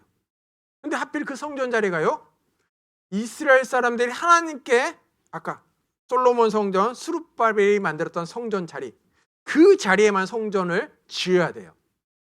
그런데 그 성전 자리가 하필 아랍도 똑같은 성전 자리예요. 아랍 사람들. 그러면 지금 아랍과 하나님을 믿는 이스라엘 사람들과 그 자리가 똑같다라는 거죠. 유엔이 이스라엘 독립할 때요, 국제법상 분쟁 지역으로 묶어버립니다. 그 뜻은 무엇이냐? 니기들 독립을 하긴 하는데 이 자리는 이대로 가만두라라는 거야. 가만두라. 아까 이스라엘 사람들이 쫓겨가 흩어져 살 때 팔레스타인 사람들이 그 땅에 들어와 살았다 그랬죠. 그 땅에 딱 살면서요, 그 자리에 황금 사원을 지어버립니다. 황금 사원. 그리고 그 옆에 알라크 사원을 만듭니다. 그 자리, 거기가 이슬람 사원이에요. 그래서 이슬람 사람들은 하루에 3번씩 거기다가 계속 절을 합니다. 사원이니까. 근데 이스라엘 사람들도요, 하나님께 제사를 지내기 위해서는 그 자리에 성전을 지어야 돼요. 근데 트럼프가 지금 뭘 저렇게 하겠다라고 하느냐면, 성경을 아는 사람은 이 의미가 무엇인지를 알아요. 원래 이스라엘 독립할 때 수도를 이스라엘은 예루살렘을 하고 싶었습니다. 근데 유엔이 이게 독립하는데요, 아까 분쟁적으로 묶어놨다 그랬잖아요. 왜? 전쟁이 일어날 거 뻔하니까, 서로 싸우겠다고 하니까. 그래서 니기들 수도 거기 하지 말고 텔아비브에 해라라고 했어요. 그래서 텔아비브가 수도였습니다. 그래서 모든 대사관이 텔아비브에 있어요. 근데 트럼프가요, 미국 대사관을 텔아비브에서 예루살렘으로 옮기겠다. 그 말뜻이 무슨 뜻이냐? 이스라엘이 성전 짓는 거 도와주겠다라는 의미예요. 그것을 알기 때문에 난리가 났습니다. 난리. 그러니까 보여지는 뉴스가 무슨 의미인지를 이해하라고 하는 거예요. 자, 트럼프가 저거 발표했을 때 이스라엘은 기념주화를 만듭니다. 여기 있죠? 공전 보면 트럼프 대통령 트럼프의 얼굴과 저 뒤에 다른 얼굴이 하나 있죠? 2번째 스룹바벨이 만들 때 도와줬죠? 페르시아 고레스와 그 얼굴이에요. 그리고 그 뒷면에는 지금 성전이 그려졌죠?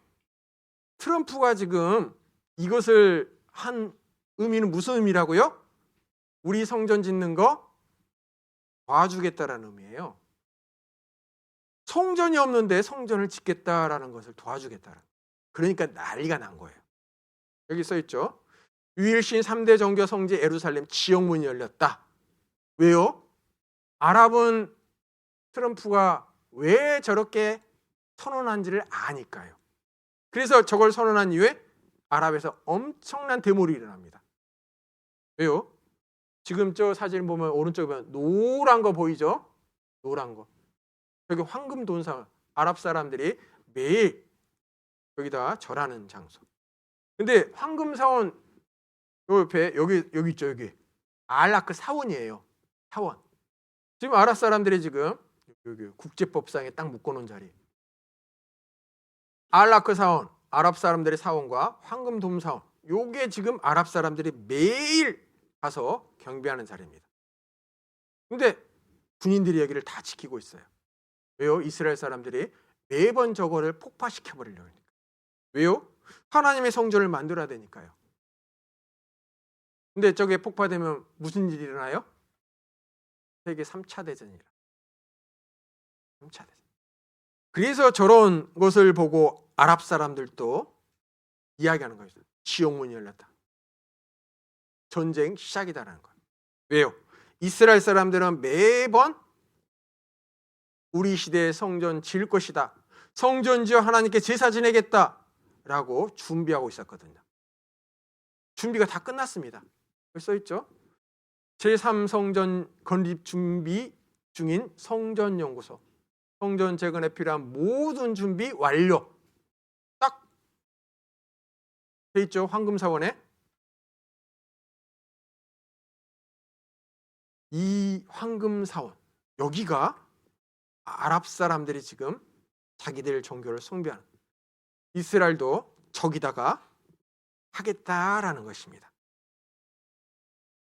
얼마 전 트럼프가 했던 선언이 바로 이스라엘이 성전 짓는 거 도와주겠다라는 의미였어요. 그것을 지금 진행 준비 중에 있었습니다. 그런데 얼마 전에 가자 지구에 쫓겨났던 팔레스타인 하마스가 전쟁을 일으켰죠. 전쟁을 일으켰어요. 그래서 이스라엘 지금 막 전쟁 나고 있어요. 전쟁의 뉴스를 유심히 봐요. 왜 전쟁이 났을까? 뉴스를 보면, 성경을 알고 뉴스를 보면 이해할 수 있다 그랬죠. 자, 하마스 작전명이 뭐라고 돼 있어요? 알-아크사. 황금 돔 사원 옆에 아까 알-아크사 사원이 있다 그랬죠. 모스크 사원. 즉 공통성지 알-아크사 사원 놓고 갈등. 왜요? 지금 이스라엘이 뭘 진행 중인지를 알아요. 성전 짓겠다라는 의미라 그랬죠. 그러니까 저들 입장에서는 가만두고 볼 수 없다라는 것입니다. 그래서 하마스가 전쟁을 시작했어요. 전쟁을 시작하면서 주위의 아랍 사람들에게 똑같이 함께 참여하자는 거예요. 그것이 지금 준비가 되고 있어요. 왜 중동에서 저런 전쟁이 일어날까? 성경에 기록된 하나님의 말씀대로 그대로 흘러가는 거예요. 그대로. 그래서 성경을 알고 뉴스를 보면 왜 저런 일이 계속 일어날까? 하나님의 말씀대로 인류의 역사는 그대로가 됩니다. 성전 반드시 지어집니다. 근데 지어지기 전에 아까 그랬죠. 배려감을 당하고 버려둠을 당한 사람이 있어요. 성전 준비되는 거 다 만들어졌습니다. 그러면 주님 오셔서 대리감을 당하면 성전은 바로 짓기를 시작합니다. 성전이 지어지면 그 위에 적 그리스도가 앉아 세상을 다스립니다. 그것이 지금 하나님이 인류 역사를 자세히 설명해 놓으셨는데 그 역사 가운데 하나 둘 일어나고 있는 그런 일들인 거예요. 뉴스를 보면 성경을 아는 사람들은 깜짝깜짝 놀랍니다. 왜요? 그대로 흘러가는 것을 직접 보니까요. 그러니까 성경이 하나님 말씀이다라는 것입니다. 적 그리스도가 성전에 앉아 세상을 다스리는데 어떻게 다스리느냐? 요한계시록 13장에 써 있습니다. 요한계시록 13장.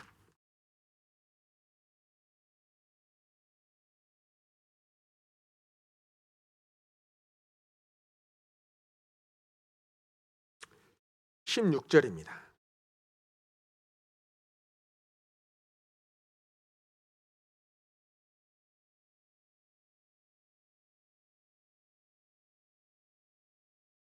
저가, 여기서 저는 적 그리스도입니다.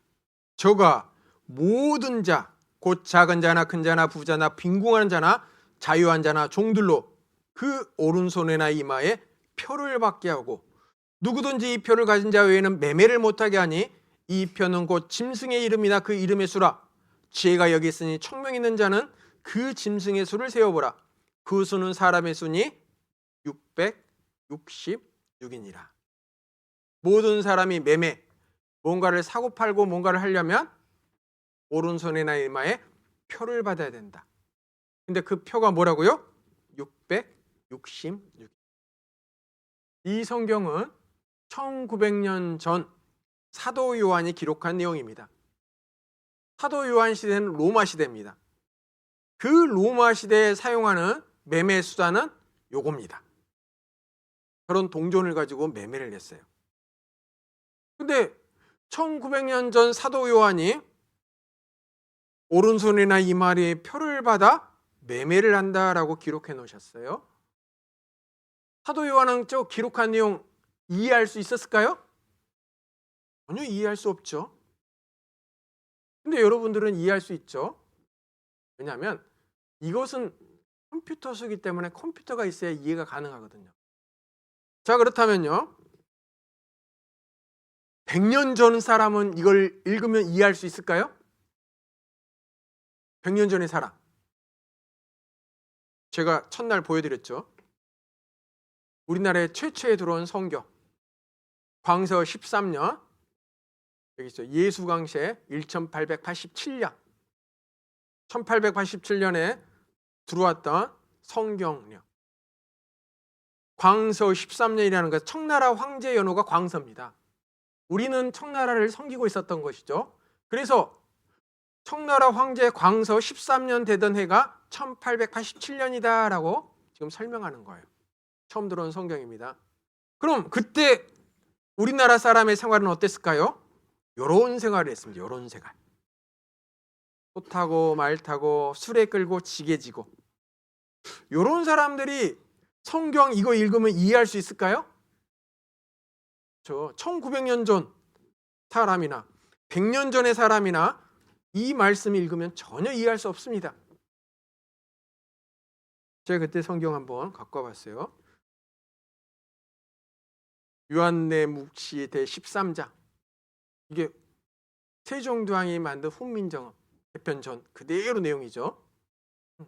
요한계시록 13장입니다. 그때 들어온 성경 쭉 설명이다. 큰 자와 부자와 가는 자와 쭉 설명하면서 마지막에 666이니라. 1887년 성경입니다. 그럼 이때 사람은 이 성경 읽으면 이해할 수 있어요? 전혀 이해할 수 없죠. 말 타고 소 끌고 다니는데 어떻게 저걸 이해합니까? 근데 지금은 우리 금방 무슨 뜻인지 이해할 수 있습니다. 하나님이 1900년 전에 예언했던 적 그리스도가 모든 사람에게 오른손에 이마에 표를 받게 할 것인데 하필 이 모든 것이 우리 시대에 또 다 이루어졌다라는 거예요. 이루어졌다라는 의미는 다스릴 준비가 끝났다라는 것이죠. 여러분들이 매일 경험하는 것입니다. 버스 탈 때 카드. 요즘에 현금 갖고 다니는 사람 없죠? 카드, 스마트폰에 카카오페이, 삼성페이, 애플페이, 키오스크로 주문하고 결제하고. 현금 필요 없습니다. 이걸 쓰면 참 편리합니다. 그러니까 다들 이걸 사용할 수밖에 없어요. 현금 없는 사회에서 카드 없는 사회로 껑충. 뉴스에 나오잖아요. 누가 요즘에 현금 갖고 다닙니까? 용돈 현금으로 안 주죠? 카드 입금해 줍니다. 스마트폰에 넣어줍니다. 그리고 다 사용합니다. 이렇게 될 것이다 라고 1900년 전에 예언했는데 하필 이 예언의 말씀이 우리 시대에 다 이루어지고 있죠. 영상 한번 보겠습니다. JTBC 이런 시대에 우리가 살고 있는데 곧 조만간 신분증도 이 안에 다 들어갑니다. 요즘 다 넣고 있죠? 발급하고 있습니다. 모든 신분증을 스마트폰으로, 모바일 신분증. 근데 스마트폰의 최대 단점이 있습니다. 뭘까요? 잊어버리는 거, 놓고 오는 거. 최대. 그럼 그걸 해결할 수 있는 방법은 뭘까요? 몸에 넣어버리면 됩니다. 몸에 넣어버리면. 간단하죠? 그래서 그렇게 세상은 가고 있습니다. 어떤 나라는 지금 몸에 넣었죠. 모든 것을 다 손이나 이마에 넣어버립니다. 넣어버렸더니 너무너무 좋은 거예요. 왜요? 잊어버릴 필요 없죠. 놓고 올 필요 없죠. 도난당할 염려 없죠. 편하고 안전하고 너무너무 좋습니다. 그래서 모든 것을 다 넣어버리겠다라는 거예요. 다. 칩에다가. 저 칩이 몸에 넣으면 온도 차이 때문에 자동 충전이 됩니다. 한번 넣으면 평생 뺄 수 없어요. 그냥 사용하면 됩니다. 이것을 과학자들이 지금 다 준비돼서 어느 나라는 사용하고 있죠. 과학자들이 성경 보고 연구할까요?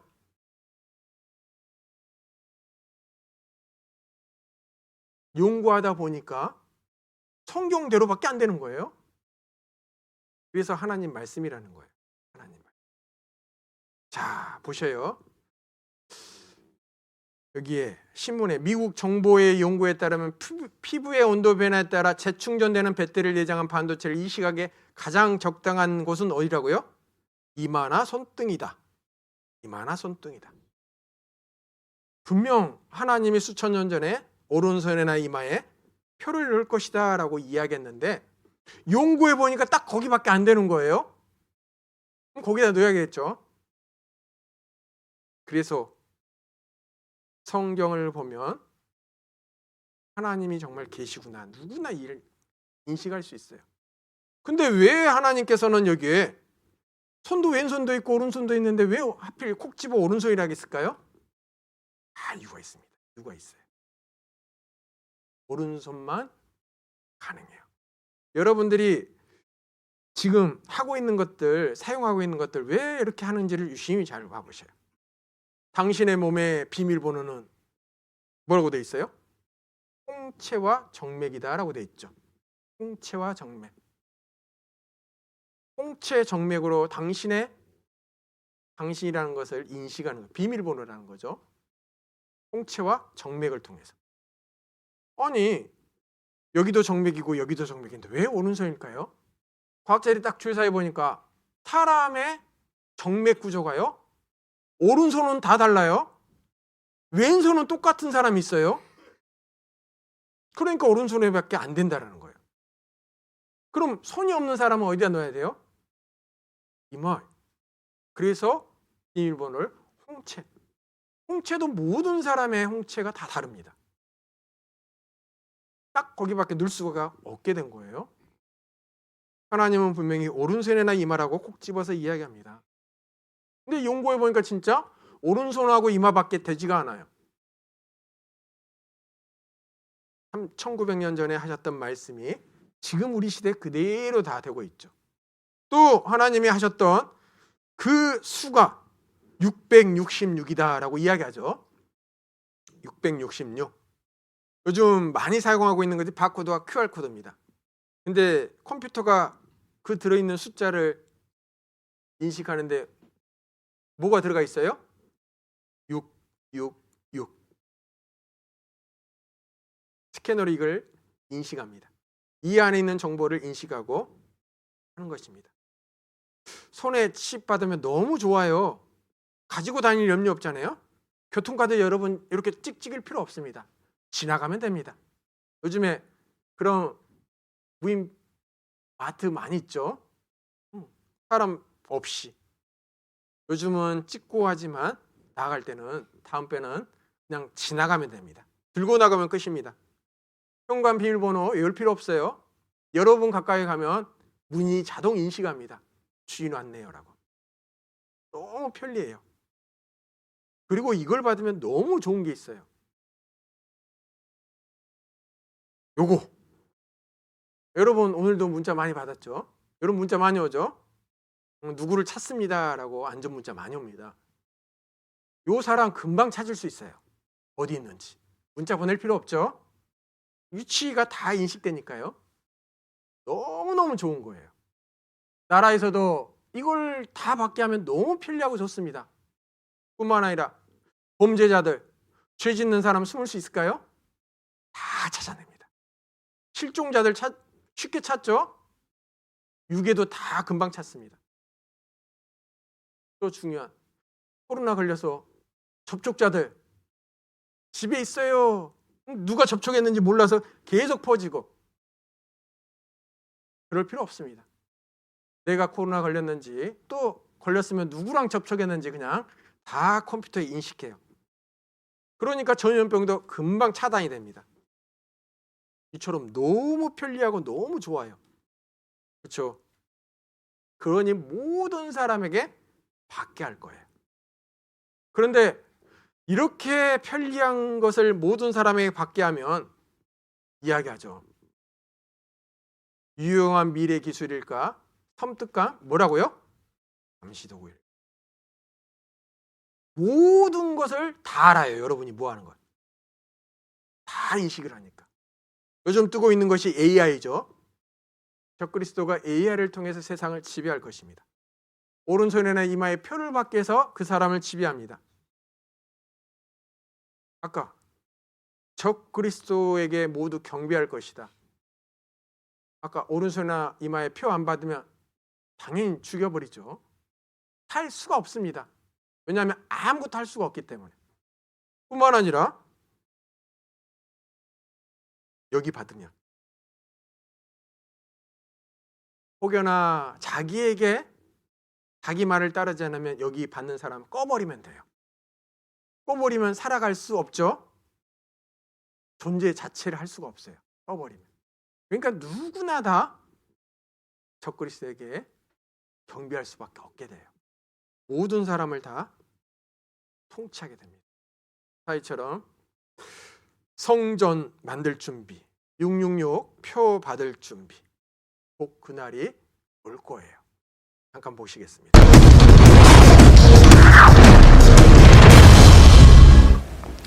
오늘 저는 회사 근처 치과를 다녀왔고 이하원 앵커와 문자를 주고받았습니다. 또 휴가 계획에 수영복도 검색을 해봤습니다. 그런데 이런 나의 일상 정보들이 새나가고 있습니다.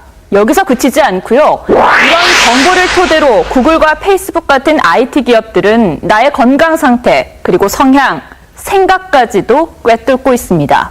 소름 돋을 정도죠. 무방비로 노출된 개인정보 TV조선이 취재했습니다. 먼저 김수홍 기자입니다.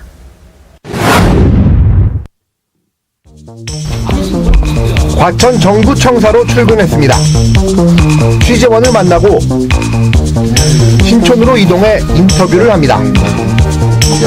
종로에서 삼계탕을 먹고 회사로 복귀했습니다. 평범한 제 오전 일과 모든 동선은 실제 제 구글 계정에 저장이 됐습니다. 휴대폰 GPS의 위치 정보가 매 분 단위로 이렇게 추적된 겁니다. 메일함에서 항공권 티켓을 찾아내 어디로 출장을 갈 건지까지 알아내 알람 메시지까지 보내줍니다.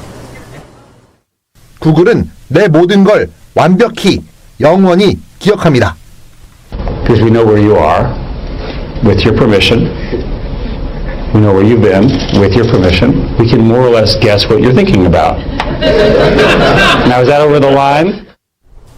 구글의 정보 저장 용량은 15엑사바이트, 1메가바이트의 15조 배입니다.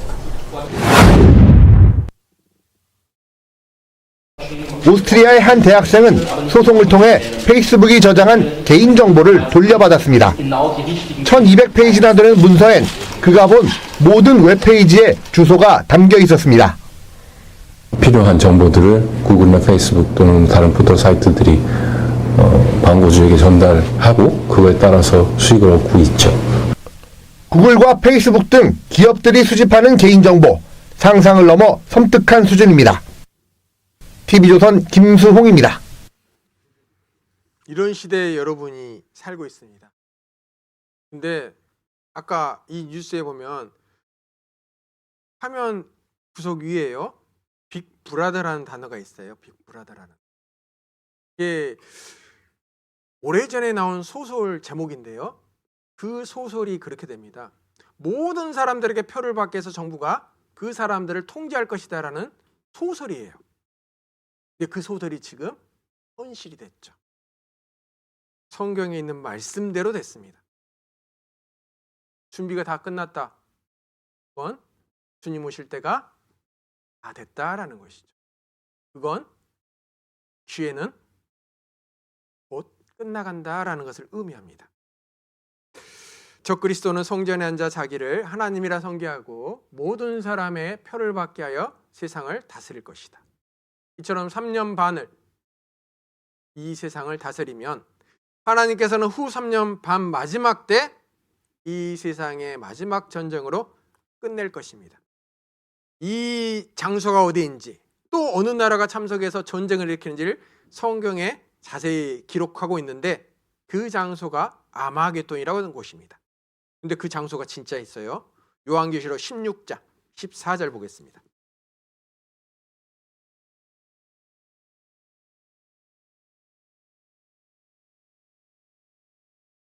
저희는 귀신의 영이라 이정을 행하여 온 천하 임금들에게 가서 하나님 곧 전능하신 이의 큰 날에 전쟁을 위하여 그들을 모으더라. 16절입니다. 새 영이 히브리음으로 아마겟돈이라 하는 곳으로 왕들을 모으더라. 아마겟돈. 천하의 임금들을 전쟁을 위해 아마겟돈으로 모인다. 히브리어로 무기또라는 단어입니다. 무기또. 헬라어로 아마겟돈. 지금 이스라엘 땅에 이 장소가 있습니다. 여기 장소에 가면 편말에 그렇게 써 있어요. Final battle at the end of days.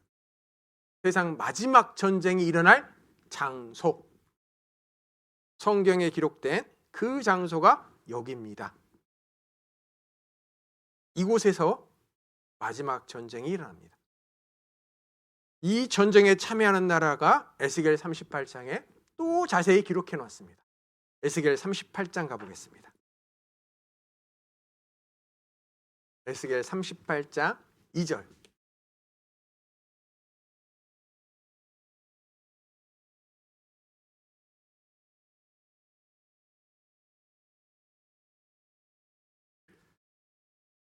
인자야, 너는 마곡 땅에 있는 곧 로스와 메섹과 두발 왕에게로 얼굴을 향하고 그를 쳐서 예언하여 이르기를 주 여호와의 말씀에 로스와 메섹과 두발 왕 고가 내가 너를 대적하여 너를 돌이켜 갈고리로 내 아가를 꿰고 노아 말과 기병 곧 내 온 군대를 끌어내되 완전한 갑옷을 입고 큰 방패와 작은 방패를 가지며 칼을 잡은 큰 무리와 그들과 함께한 바 방패와 투구를 갖춘 바사와 구스와 북과 고멜과 그 모든 때와 극한 북방의 도갈마 족속과 그 모든 때 곧 많은 백성의 무리를 노아와 함께 끌어내리라.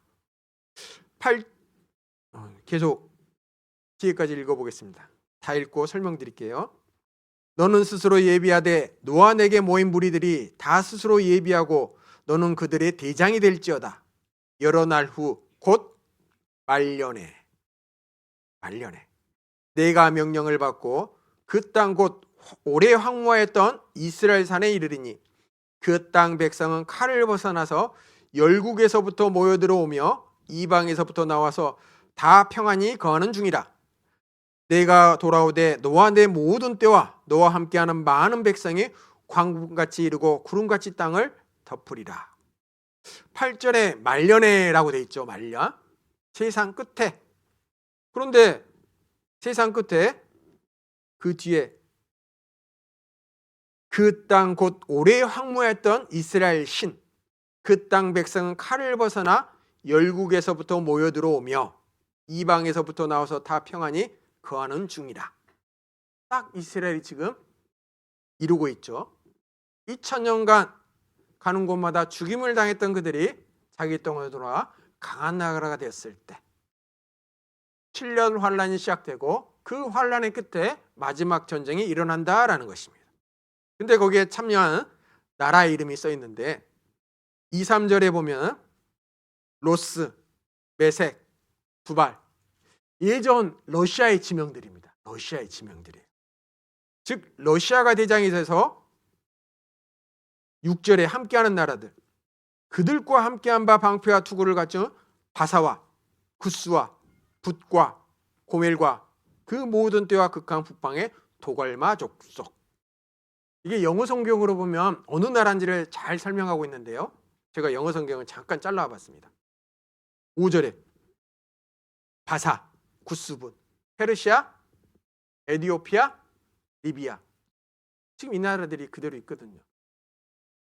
이 나라들 러시아가 대장이 되어 함께 전쟁을 일으킨다라는 것입니다.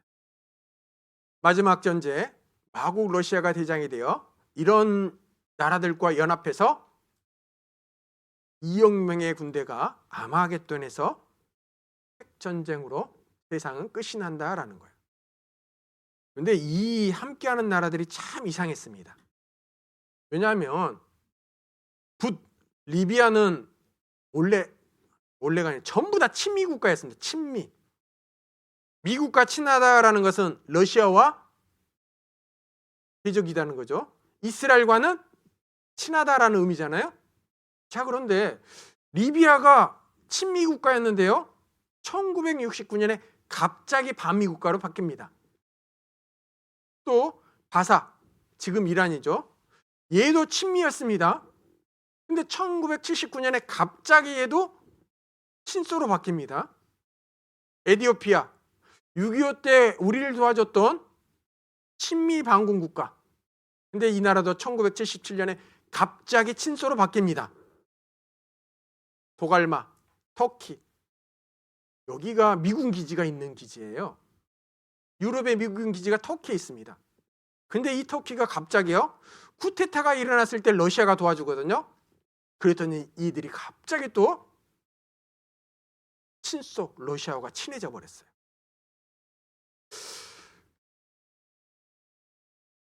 모든 나라들이 갑자기 친소로 바뀌었다라는 거.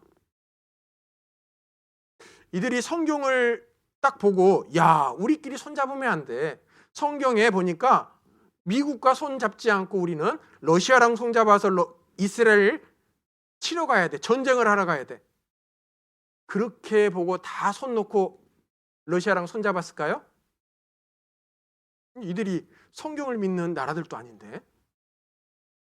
그렇죠? 야, 우리는 친하면 안 돼. 성경 보니까, 하나님 말씀 보니까 우리는 전부 소련하고 친해야 돼. 때가 되면 반드시 하나님 말씀은 이루어집니다. 근데 하필 그때가 우리가 살고 있는 시대에 다 이루어져 버렸죠. 다. 그래서 이스라엘은 성경의 말씀을 믿습니다. 그래서 이스라엘에 나온 잡지에 펜일 러시아 인베이드 이스라엘. 언제 러시아는 이스라엘을 쳐들어갈 것인가? 그래서 이스라엘 모든 무기는 어디를 향하고 있다고요? 소련. 러시아가 대장이 되어 연합군과 함께 자기를 치러 올 것을 성경은 예언했고 그대로 될 것이니까요. 왜 지금 하마스가 이스라엘 전쟁 일으켰을 때 세계 사람들이 다 보고 있는 줄 알아요? 깐딱하던 여기 참여하는 나라들이 다 거기 있거든요. 그 나라 중에 한 나라, 이란, 아까 있었죠? 참전하는 순간 세계의 마지막 전쟁은 시작돼 버립니다. 그러니까 다들 곤두세워서 그거 보고 있는 거예요. 성경에 있는 말씀대로 돼가고 있으니까. 그래서 자꾸 미국이 간섭해서 하지 마라 끊어요. 시작되는 순간 세상은 끝납니다. 얼마 전에 푸틴 이야기하죠. 미국 대통령이 푸틴 핵전쟁 진짜라고요? 가짜라고요? 진짜. 핵전쟁 하면 뭐라고요? 3차 대전. 마지막 전쟁이 일어나면 세상 3분의 1 사람이 한꺼번에 순식간에 죽습니다. 요한계시록에 그렇게 예언을 해놨어요. 내 천사가 놓였으니 그들은 그년 올 일시에 이르러 사람 3분의 1을 죽이리로 예비한 자들이라. 이 세 재앙 곧 저의 입에서 나오는 불과 연기와 유황, 그걸로 인해 사람 3분의 1이 죽을 것이다. 전쟁 무기가 뭔지를 설명하는데 불과 연기와 유황, 한 번 터지면 인류의 사람 3분의 1이 다 죽는다. 어떤 전쟁일까요? 전쟁이겠죠. 왜요? 지구상에는 지구를 100번 터뜨리고도 남을 핵무기가 있으니까요. 이 핵무기가 터지면 불과 연기와 유황이 나옵니다. 요한계시록 요한이 그걸 어떻게 알고 썼을까요? 저 시대는 창과 칼로 활로 사람을 죽이고 싸우는 시대인데 사람 3분의 1을 죽는 무기를 구경한 적도 없는데, 그래서 하나님 말씀이라는 것입니다. 이 전쟁이 일어나면 이렇게 죽는다라고 스가랴서 선지자가 예언했어요. 예루살렘을 친 모든 백성에게 여호와께서 내리실 재앙이 이러하니 곧 섰을 때 그 살이 썩으며 그 눈이 구멍 속에 썩으며 그 혀가 입속에서 썩는다. 방사능은 물과 반응하면 썩어요. 사람의 인체의 물은 몇 퍼센트로 되어 있죠? 70%가 물이에요. 그래서 사람의 몸은 방사능과 바로 반응합니다. 바로. 그래서 방사능 치료를요, 이렇게 할 수가 없어요. 왜요? 바로 반응해서 썩어버리니까요. 방사능, 바로 썩는 모습. 핵무기가 터지면 인류의 3분의 1이 다 죽습니다. 제가 말씀드렸죠. 하나님은 처음부터 인간 역사의 시작부터 세상 마지막 때까지 써놓으셨다고. 그 세상 마지막이 어떻게 끝날 것을 이렇게 놓으셨죠. 근데 징조뿐만이 아니라 7년 환란 때 일어날 모든 일, 또 마지막 전쟁, 지금 시작되고 있는지도 모르죠. 여러분들은 지금 그 뉴스를 매일 접하고 있을 수 있어요. 다 준비가 됐기 때문에 이걸 보고도 제 갈 길 가겠습니다, 그런 고집 피우고 끝까지 본인의 갈 길 가다가 버려지는 그 사람 중에 한 사람으로 남을 것입니다. 선택은 여러분의 자유입니다. 그 선택의 결과도 여러분들이 책임을 지셔야 됩니다. 오늘 배운 내용, 이스라엘 민족, 환난당한 그 민족이 회복되어 강한 나라가 될 것이다라는 예언의 성취가 우리 시대에 이루어졌음을 확인했습니다. 또 주님이 마지막 때 오시겠다라는 그 징조도 확인했고, 또 주님 오신 이후에 일어날 그 준비의 모든 것이 우리 시대에 일어나고 있음을 우리는 확인했습니다. 그걸 보고도 뭘 하라고요? 왜 그렇게 자세히 써놓으셨어요? 징조를 보거든 준비하라고요. 준비하는 것이 뭘까요? 내일과 모레 빠지지 않고 있는 것입니다. 끝까지 들어야 돼요. 그것이 준비하는 거예요. 한 사람도 하나님의 경고를 무시하는 사람이 없기를 바라겠습니다. 기도하겠습니다. 사랑과 은혜의 하나님 아버지, 참으로 감사합니다. 오늘은 특별히 이스라엘 민족의 역사를 통해서 하나님이 계시고 성경이 하나님 말씀이라는 것을 알게 되었습니다. 또한 마지막 시대 징조들을 통해서 주님 오실 때가 가까이 왔음을 깨달아 알게 되었습니다. 이것을 확인한 모든 분들, 하나님의 경고를 무시하지 않고 말씀 앞으로 나올 수 있도록 도와주시옵소서. 내일도 함께 이 자리에 와서 하나님 말씀 들을 수 있도록 그 마음과 여건 허락해 주시고 그 발걸음도 지켜주시길 원하옵니다. 모든 시간 함께 계신 주님께 감사드리며 저희를 사랑하시는 예수님 이름으로 기도드렸습니다. 아멘.